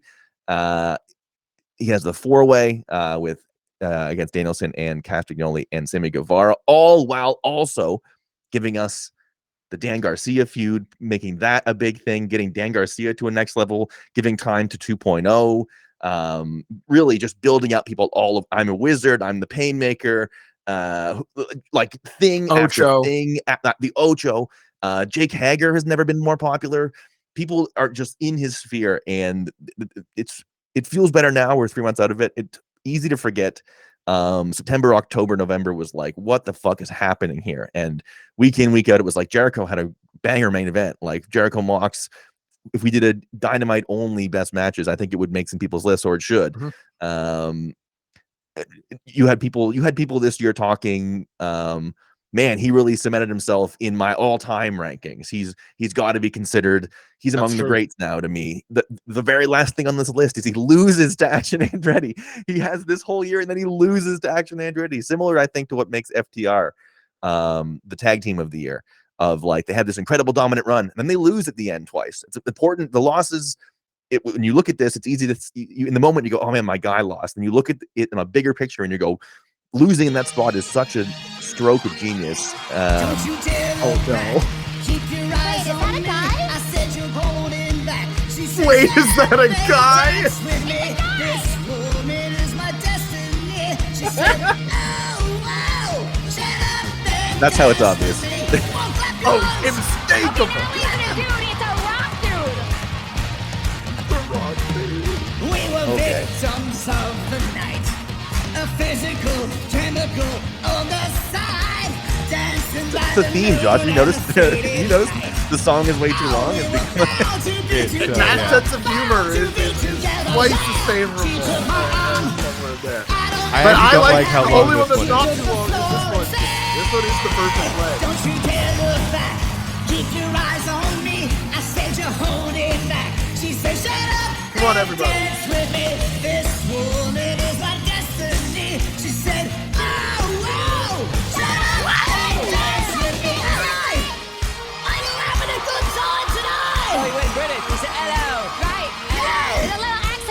mistaken for this accent, right? Keep your eyes on me. I said you're holding back. She said, shut up and dance with me. This woman is my destiny. She said, I think it's longer than the real one. shut up and dance. Don't you dare look back. Keep your eyes on me. I said you're holding back. She said, shut up. I'm never gonna get votes after this. This woman is my destiny. She said, So how do we want to do this? Do you want to set up a poll? The poll is up.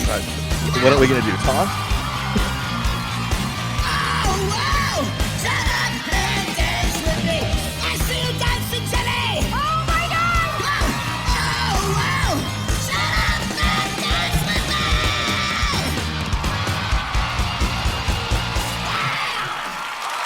It's somehow the cheapest song in the sound alerts too. That's gonna change, I think. You probably shouldn't have said that. Come on and dance with me.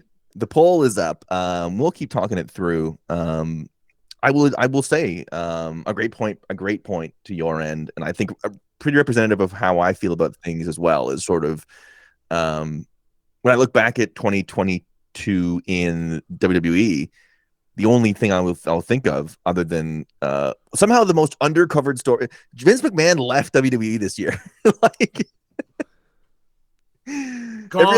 every other year of your life, that didn't happen, and then it did happen this year, and it's crazy. What a crazy year! The amount of things that happened. Who's coming back more, CM Punk or Vince McMahon? He'd have. I think Vince would have an easier time if it wasn't like very clearly a net positive for every aspect of the company that he wasn't there. That is working against him. Seems I'm getting hammered 75% of the votes. Yeah, but it's still close. Jericho. It's still close. The vote is up at the top of the chat. There's more people than there are votes, so you have a chance to influence things. After this, we're going to get to everybody's hot takes from the year. Not everybody's, not all Yeah. 190, but some of those. You're welcome to stick around if you'd like to. Yeah, why not? And then after that, I'm going to give some stats away about the channel. I'll give one away in the same way that Chris Jericho is dominating here. The emote heads, no wonder who the two favorite hosts of the channel are. The numbers are the emotes don't lie. We'll more on that later. I gotta get my Q rating up around. Oh God, I gotta get my Q rating up around here, guys. I gotta be less inflammatory. I gotta stop telling chatters they're stupid and saying ideas are bad. But I just, what I think. You is ground that us. everything is subjective, is what I think now, and it's like bad stuff can be good, even if it sucks. Whatever, man. People love what they're saying. People love the anti-comedy. People want more show altering. Yeah, they think I'm like being a grump, stopping the trying to move it around. They're like, this guy, why does he hate fun? All right, you know what? The hat, Josh. The hat. I'm wearing the hat. It is hat night. With I'm your hat. happy. Oh yeah, we're all wearing hats. Yeah, look at us. Look at us, baby. Look at us now. So I feel, I mean, obviously, not obviously, but this basically comes down to, can one of us be swayed to the other way?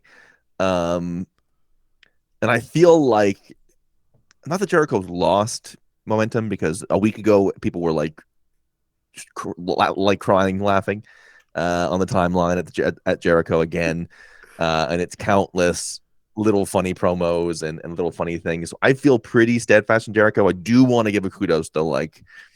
Sami Zayn is the only, I mean literally the only thing I have seen in WWE all year that I was like, that's legitimately great, and would like watch that every week. That's unbelievable how consistently very incredibly great this is. Yeah, I'm in an interesting spot here because I don't think my mind can be changed, and I'm not interested in arguing because I totally see why Chris Jericho would go in. Do you know what I mean? Sure. It's just kind of two approaches on it. I think Jericho probably did have the in and out better year, but I think Sami Zayn probably had the more memorable peaks and maybe fewer valleys. There were, he was over in New York. Who knows? It's one of those things, right? When you have a valley there, we don't even see it. So yeah, it's just another valley. So, but I have no issue with it being Jericho. So I'm happy to let the people decide. Of course, you are the Zoobs, the man of 100 likes, and that's not on accident. Congratulations, Chris Jericho. You were the greatest wrestler out of Canada for the year 2022. And Kenny Omega, a name that I hope to see on this list next year. Sure hope so. Holy, didn't even. I mean, listen, he was obviously. It was a long year for him and a lot of recovery, and then he came back and it was dramatic. But yeah, obviously somebody that just some singles matches. It's not hard to get back. When will Uncle Howdy have his day on here? You know. Oh, I already dropped it in the chat. Uncle Howdy emote, Uncle Howdy sub badge, absolutely coming in the year.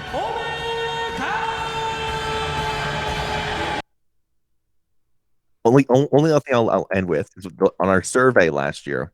Yeah, we said, who do you think will be the Canadian wrestler of 2022? Do you remember who was unanimous in that?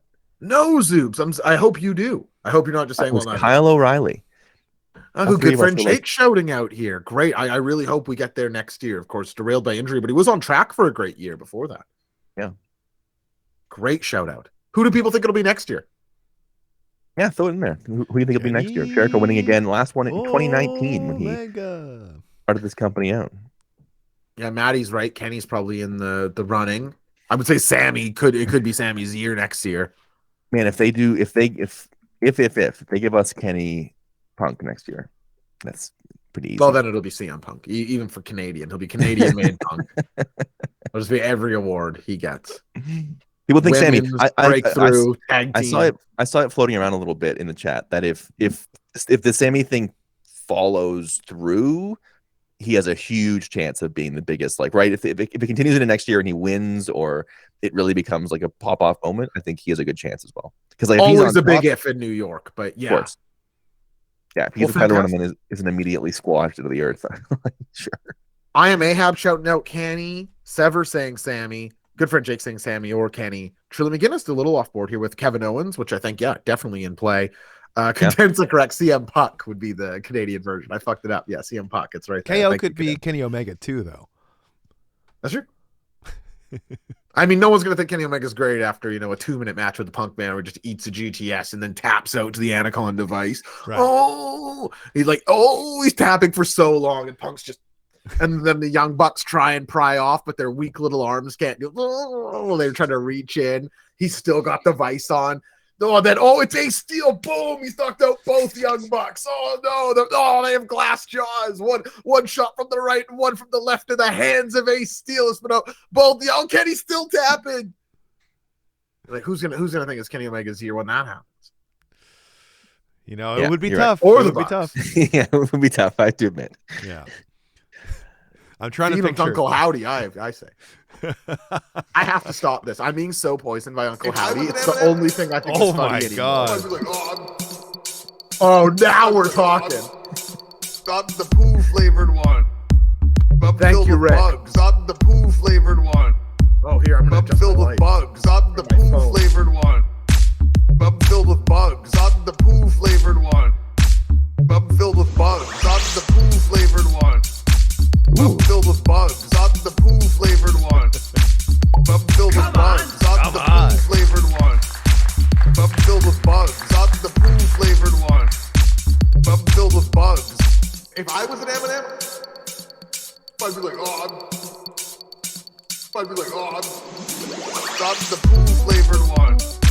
Bub filled with bugs. Stop the poo flavored one. God, this song goes. Bub filled with bugs. Stop the poo yeah, flavored on forever. Bub filled with bugs. Stop the poo flavored one. Bub filled with bugs. Stop the poo flavored one. Bub filled with bugs. Stop the poo flavored one. Bub filled with bugs. Stop the poo flavored one. Bub filled with bugs. Stop the poo flavored one. Bub filled with bugs. Stop the poo flavored one. Bub filled with bugs. Stop the poo flavored one. That song. You think that one's too long? That one could go twice. That's a phenomenal track. I like the singer. It's beautiful. They're all incredible. Are you kidding? Yeah, I like that one best because the vocals kind of hit. Right. in a different and better way than the other song. Of course, I shouldn't even joke about that. Matt's songs are of course I'm phenomenal kidding. around I'm here. kidding. I'm playing around. Congratulations, Chris Jericho. And Yeah. now, Zoobs. Matt, if you don't mind, I will have you Go one hot take at a time. Read them aloud to the Zoobs and I. Zoobs, we'll react. We'll try in short. If some of them we must expand on, we'll expand on it. But we'll try to keep it to a thought as we get through these hot takes. And Maddie, do you see where they are on the slideshow? It's right after. There should be a Stu Hart page. I do. Just getting that set up as we speak. No hurry at all. Just wanted to make sure that it was available on your end. And again, thank you everyone for joining us. I hope that you're having a wonderful season and gonna get some relaxing in the next couple days. Zoobs, will you get a chance to have your feet up at some point? I guess so. All my travel plans are completely dashed. Everything of all that stuff's down the shitter. So who knows? I'm supposed to be in St. Thomas already. I'm sorry, Zoobs. Way she goes. Fucking way she goes. Do you have a big meat at home? Something to cook? Yeah, we had to rush out and be like, well, we're not being cooked for the next 4 days, so we better get food. Man. Yeah, it's pretty fitting to old 2022. Yeah. Can I FaceTime you on Christmas?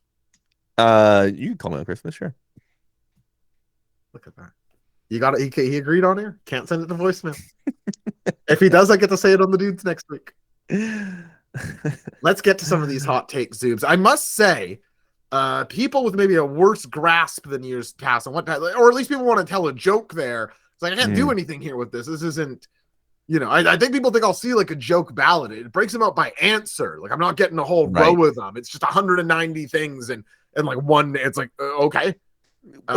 People. I'm going to say people as a group are not smart, right? Yeah, but anonymous. Who's the joke for? I know. Sorry.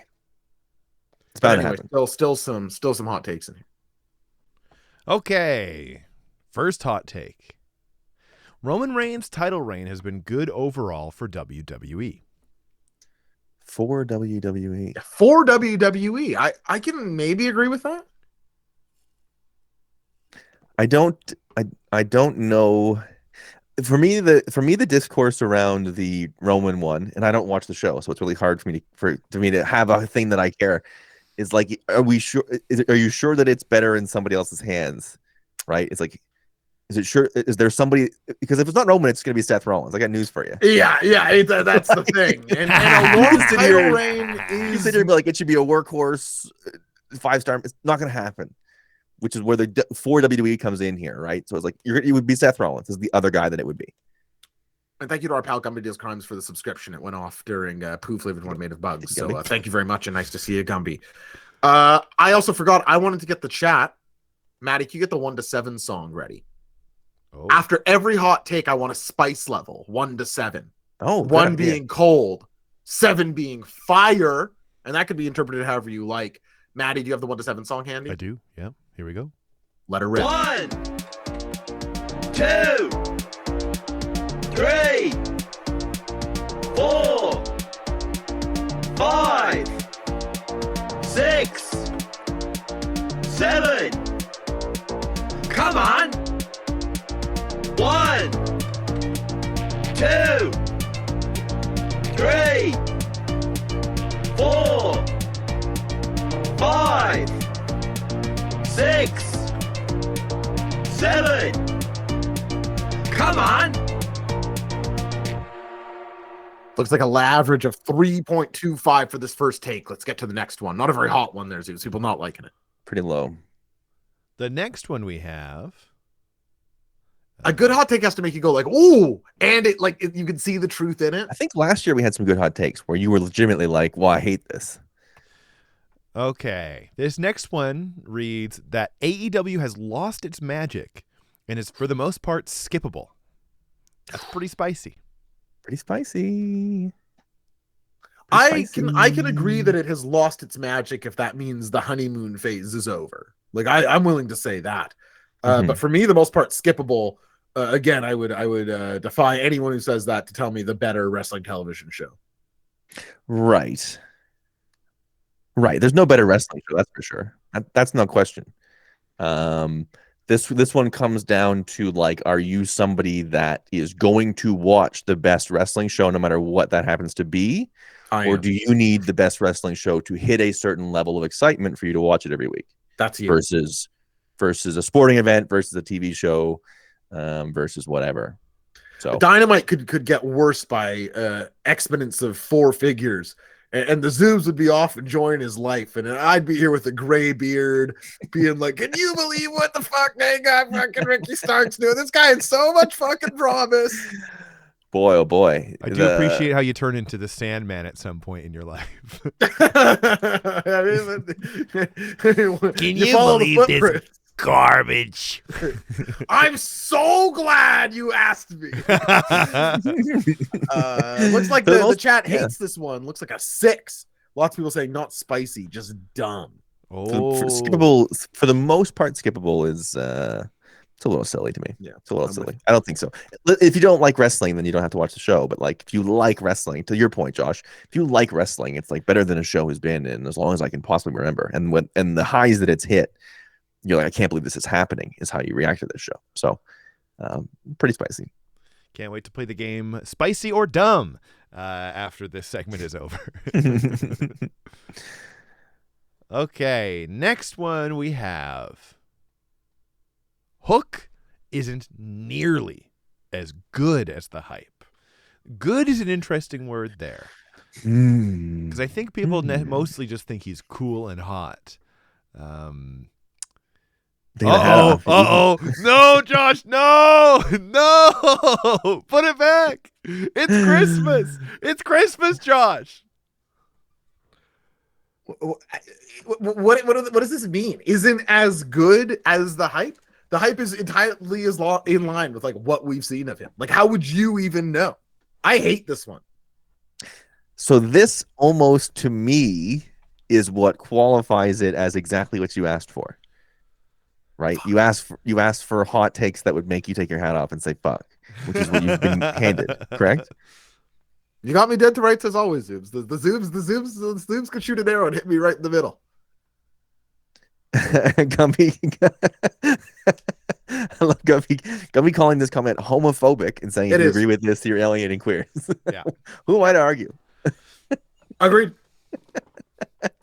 Hook is cool, and every match he's had is fun. Like, I'll tell you this, Josh. Quick, Eurostats. You're a real encyclopedia over there. I'm You got Mr. it. Stats, yeah. Rain Man, basically, when it comes to like, has this person ever? Can you name me? And maybe this will be. Take your time. Can you name me in totality every person in history of wrestling? Yes. That has tagged with Bobby Baklava, that is tagged with Bam Bam, that is tagged with Action Bronson in a match on television. Let me think. Well, of course you have Hook. You can't write out the game. Get that one out of the way. There's one. Oh, you have no one fucking else. It's a class of one. It's a one of one. Like Tottenham Singh. Yes, that's right. Looks like a 5 from Kev Sal. Some spiciness. I'm with good friend Jake. Lee Meridian Hook's a blast. Ride the Harley into the sunset, Josh. Okay,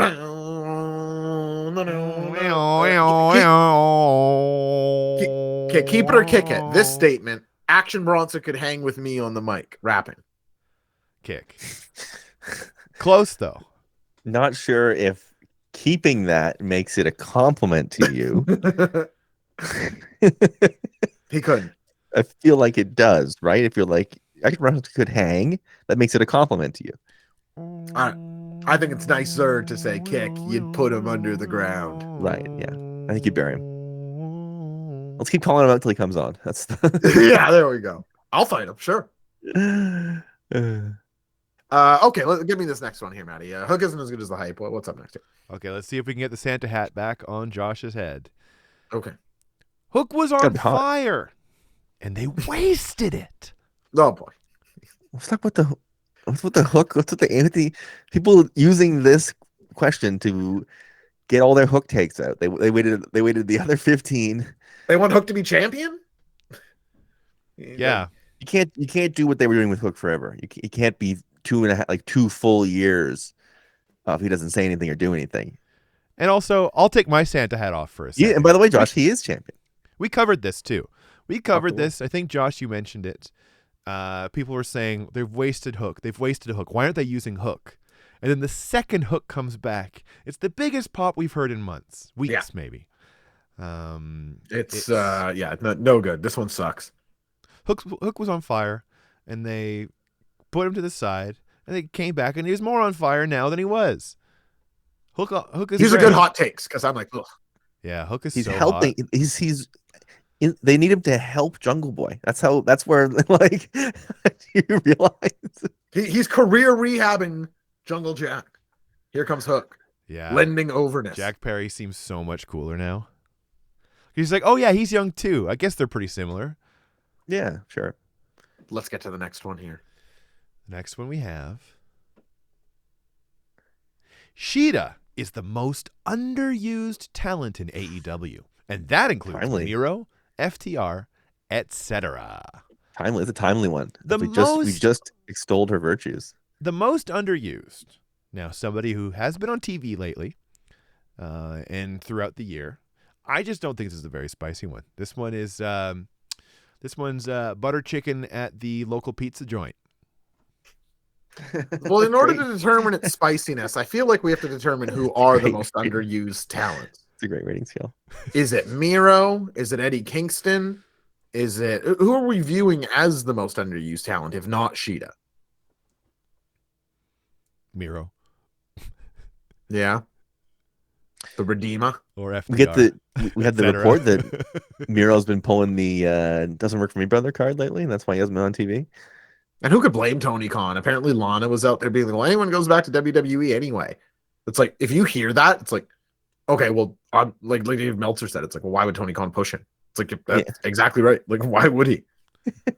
Riho says Jay's Retro. Yeah, that's the name that Riho's that's a good pull. Eddie Kingston is underused. Eddie Kingston, hard for me. This is hard for me as I don't. This is a good hot take though, because I wouldn't think of it, but I could sort of get there. I just don't. Yeah. I just disagree because she's probably the in the top 5 most used women's wrestlers this year. I feel like she wasn't on. I feel like she wasn't on TV enough though. Like Right. I feel she like might have been gone for a little bit, but I'm with I don't you. know. No, I think that's a good take. 3 Legs Wag wants more Eddie. So do we. The best. All right, let's get to the next hot take here. And thanks for hanging around, Zooms. If you do have to go at any point, feel free to hop off. I know I said a short appearance, but we needed your star power. the next take is fast squash matches are garbage and make everyone involved look like shit. What did you ever dial up the wrong gentleman on the hat today? Eh? Get this fucking hat off me. This person doesn't watch the show. This is somebody this- they just saw it on Twitter. When I see somebody beat somebody else within seconds, I think that person who won looks really bad right now. Yeah, both people look bad as Andre the Giant destroys people in one month. Everybody remembers when Vader beat Inoki in a squash, and everybody forgot about it. I mean, this is a misunderstanding of the damn biz. Hi to me, RL is nailing it here. Guy or girl who does not get it. Sevens from the chat. I don't even get the framing. It makes everyone look like shit. Everyone. How does the one doing Referees, the squashing look like shit? I look in the mirror Time- after a squash match and go, ugh. They look like shit. Yeah. What a wimp! He beat that guy so easily. Oh, what happened to me? No Fano Grande of this one. Okay, we'll move on. This was this was so spicy, it was stinky. That's right. Good friend Jake. The next one is a former AEW world champion will headline a WWE pay-per-view. That's an interesting one. Was So you Cody got- ever Who are we world talking champion? about? Jericho, Mox, Kenny, Hanger, Punkman, MJF. So who do you think this person's banking on? Jericho, MJF? Yeah. Jericho or MJF probably. Well, Punkman? MJF Punkin? is here till 2024. Yeah. Is there a Didn't time Jericho limit on just- this, or is didn't this like Jericho a just Matt re-up? Prince guarantee? Yeah, it does have the Matt Prince guarantee thing of there's no timeline. Yeah. So it's like at any point in time, any AEW champion will ever headline WWE pay-per-view, like almost certainly. But if we deal with it with some sort of time bound, Who is there now? Yeah. Yeah. One. What say you, Zoom? This one's interesting. At least gets the mind turning, right? I don't know, right? Because does Jarrett going back? Does he actually headline pay-per-views if he goes back, like legitimately? His first one, I think he would. He hasn't headlined I guess ROH. He headlined. He hasn't headlined an AEW pay-per-view in quite some time. Yeah, that's true. But the return is look what they're doing with Cody, dude. Cody won the TNT title. Cody's gonna take it off of Roman. I know, but Jericho's what 50?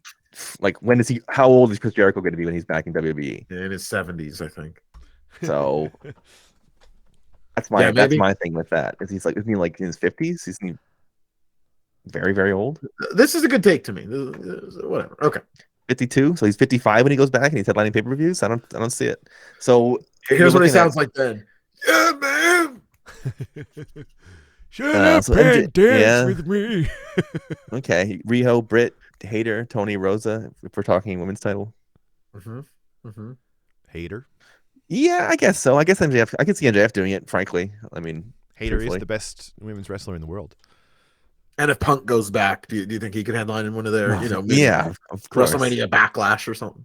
Yeah. What's the one before Royal Rumble?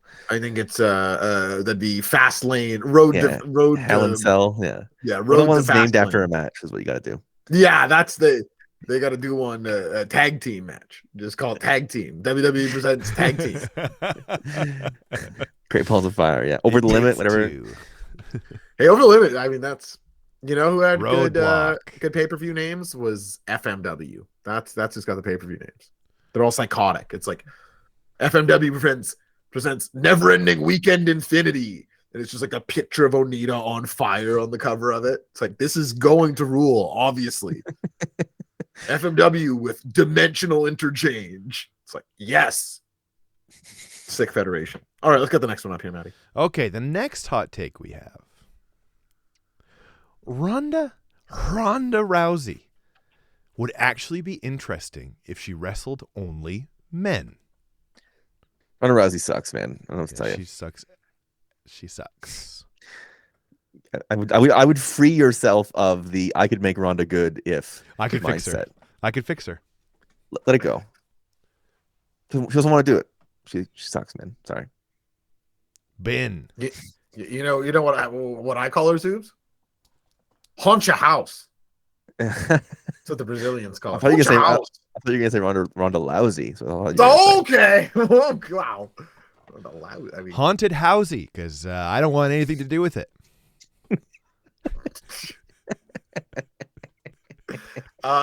She scares me. Ronda Rousey would be interesting if she only wrestled men. Yeah, no, I don't agree. I don't even think I'd tune in. It was like, oh, it's Ronda Rousey versus Apollo Crews. I'd be like, okay, that's cool. 5 words too many there at the end. And I would be like 0% chance. Ronda. Haunted Housey.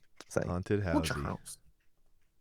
Okay, right, the next one up here. The next one is okay.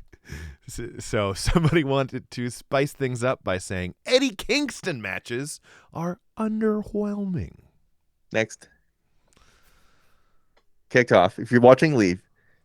Kicked off. You kicked off the channel. Okay, the next one is ban yourself. Baker is not a top 5 women's wrestler in AEW.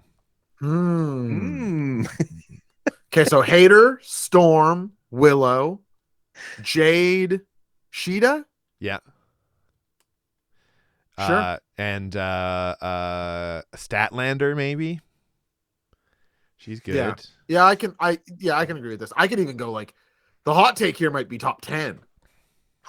I don't know. I think that's getting crazy to me. Yeah. But she's also somebody who you're okay with in the main event scene. Yeah.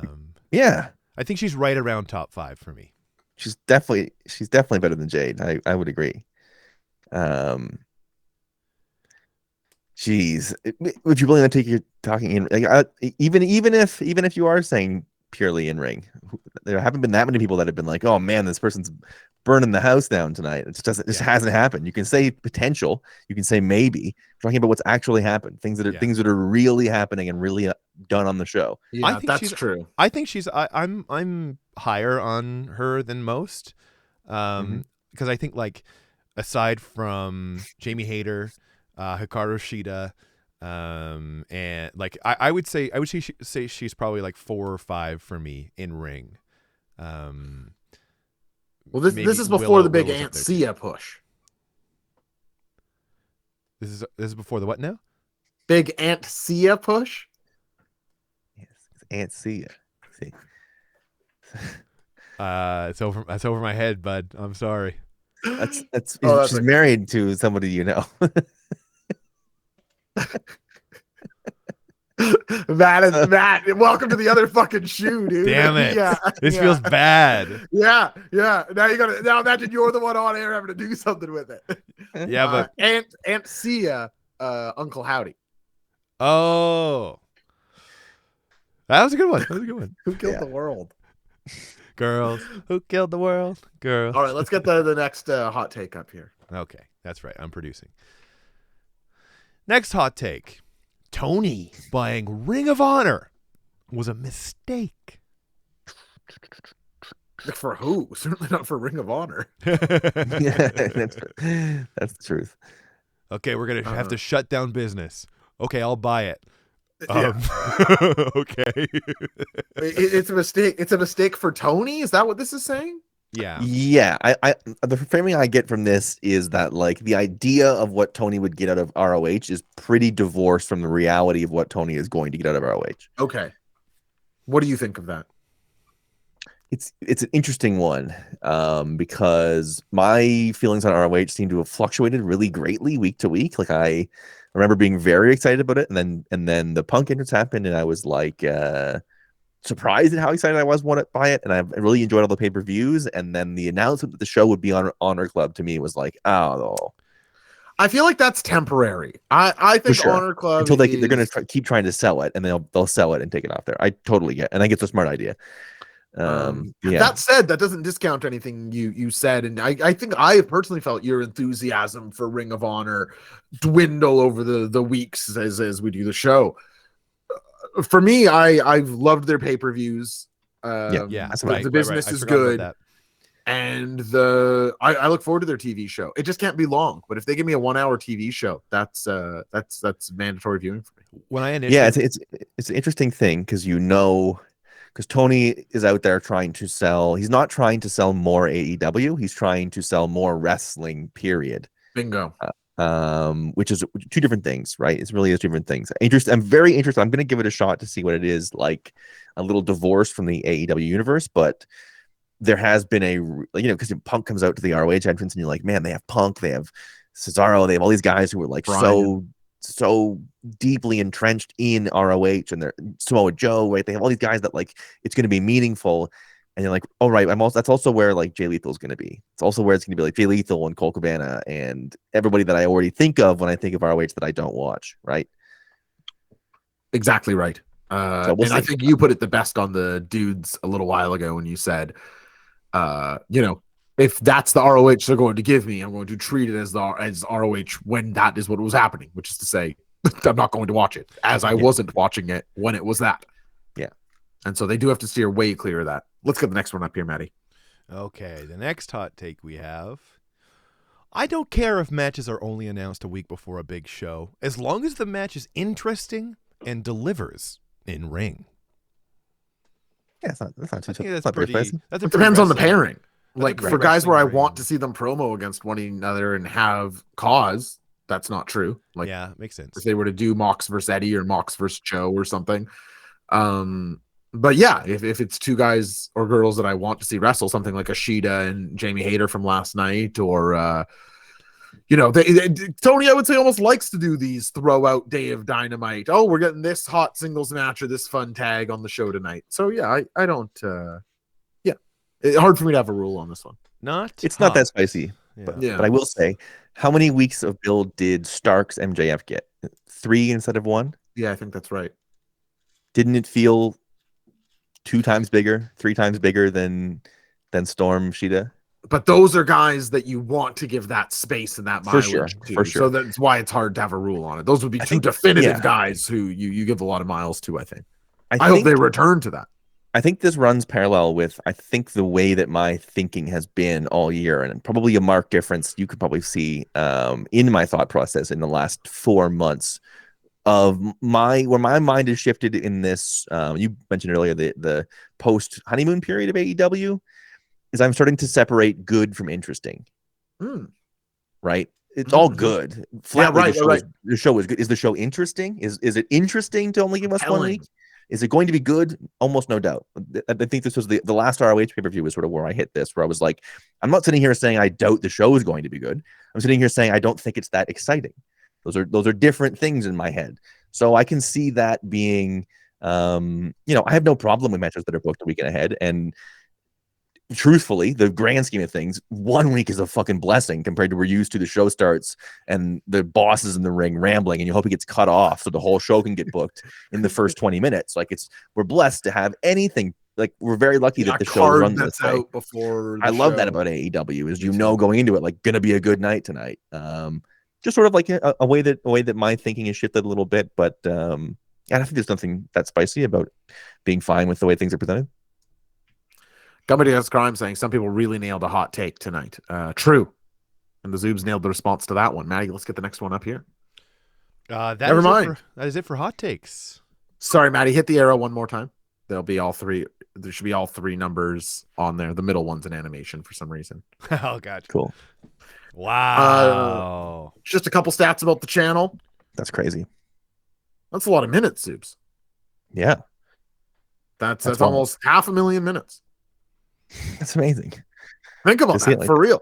Yeah. That's staggering.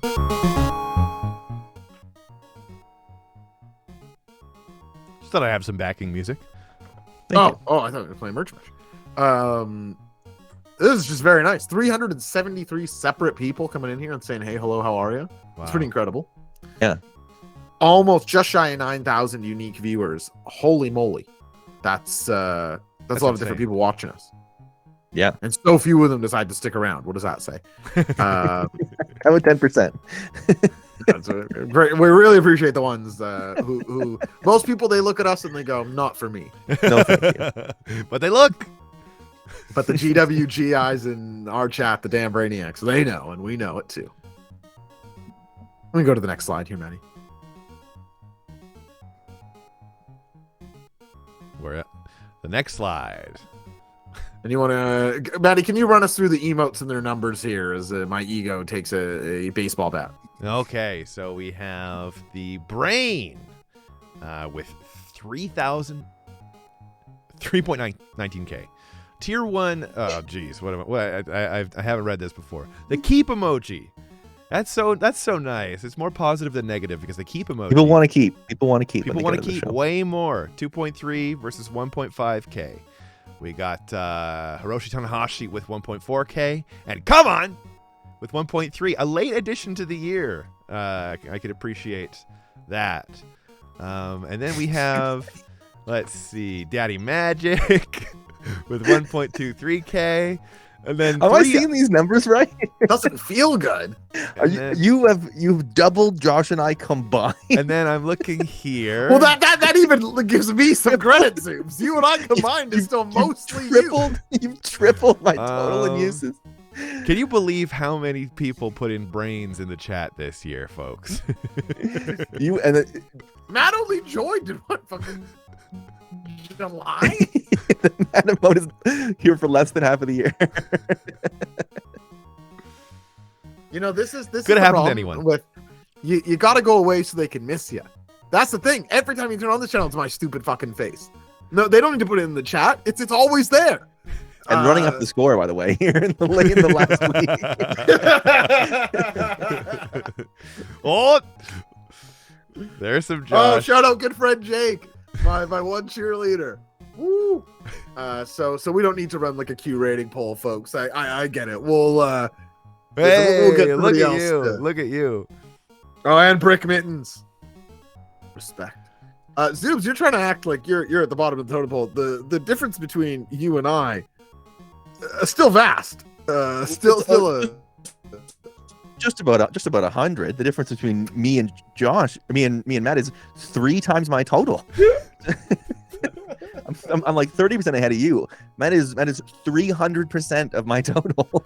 You know what we Oh, need? thanks. We Goose. need the Matt only streams so these people can put their fucking money where their mouth is. That's what we need. Thank you so much for a wonderful year of Wrestling Brain. very sweet of everyone. It's meant so much to, I think I can speak for all three of us. Three of us had challenging years in our own rights, positive years in our own rights as well. But it was a year that definitely pushed back, and Wrestling Brain was a very fun constant, at least for me. So thank you, everybody. It's meant a lot. Yeah, absolutely. Well said. And a great show tonight, Josh. Oh, thank you, Zoobs. Yeah, made better once. The man of the damn 100 likes was here to rebring the energy.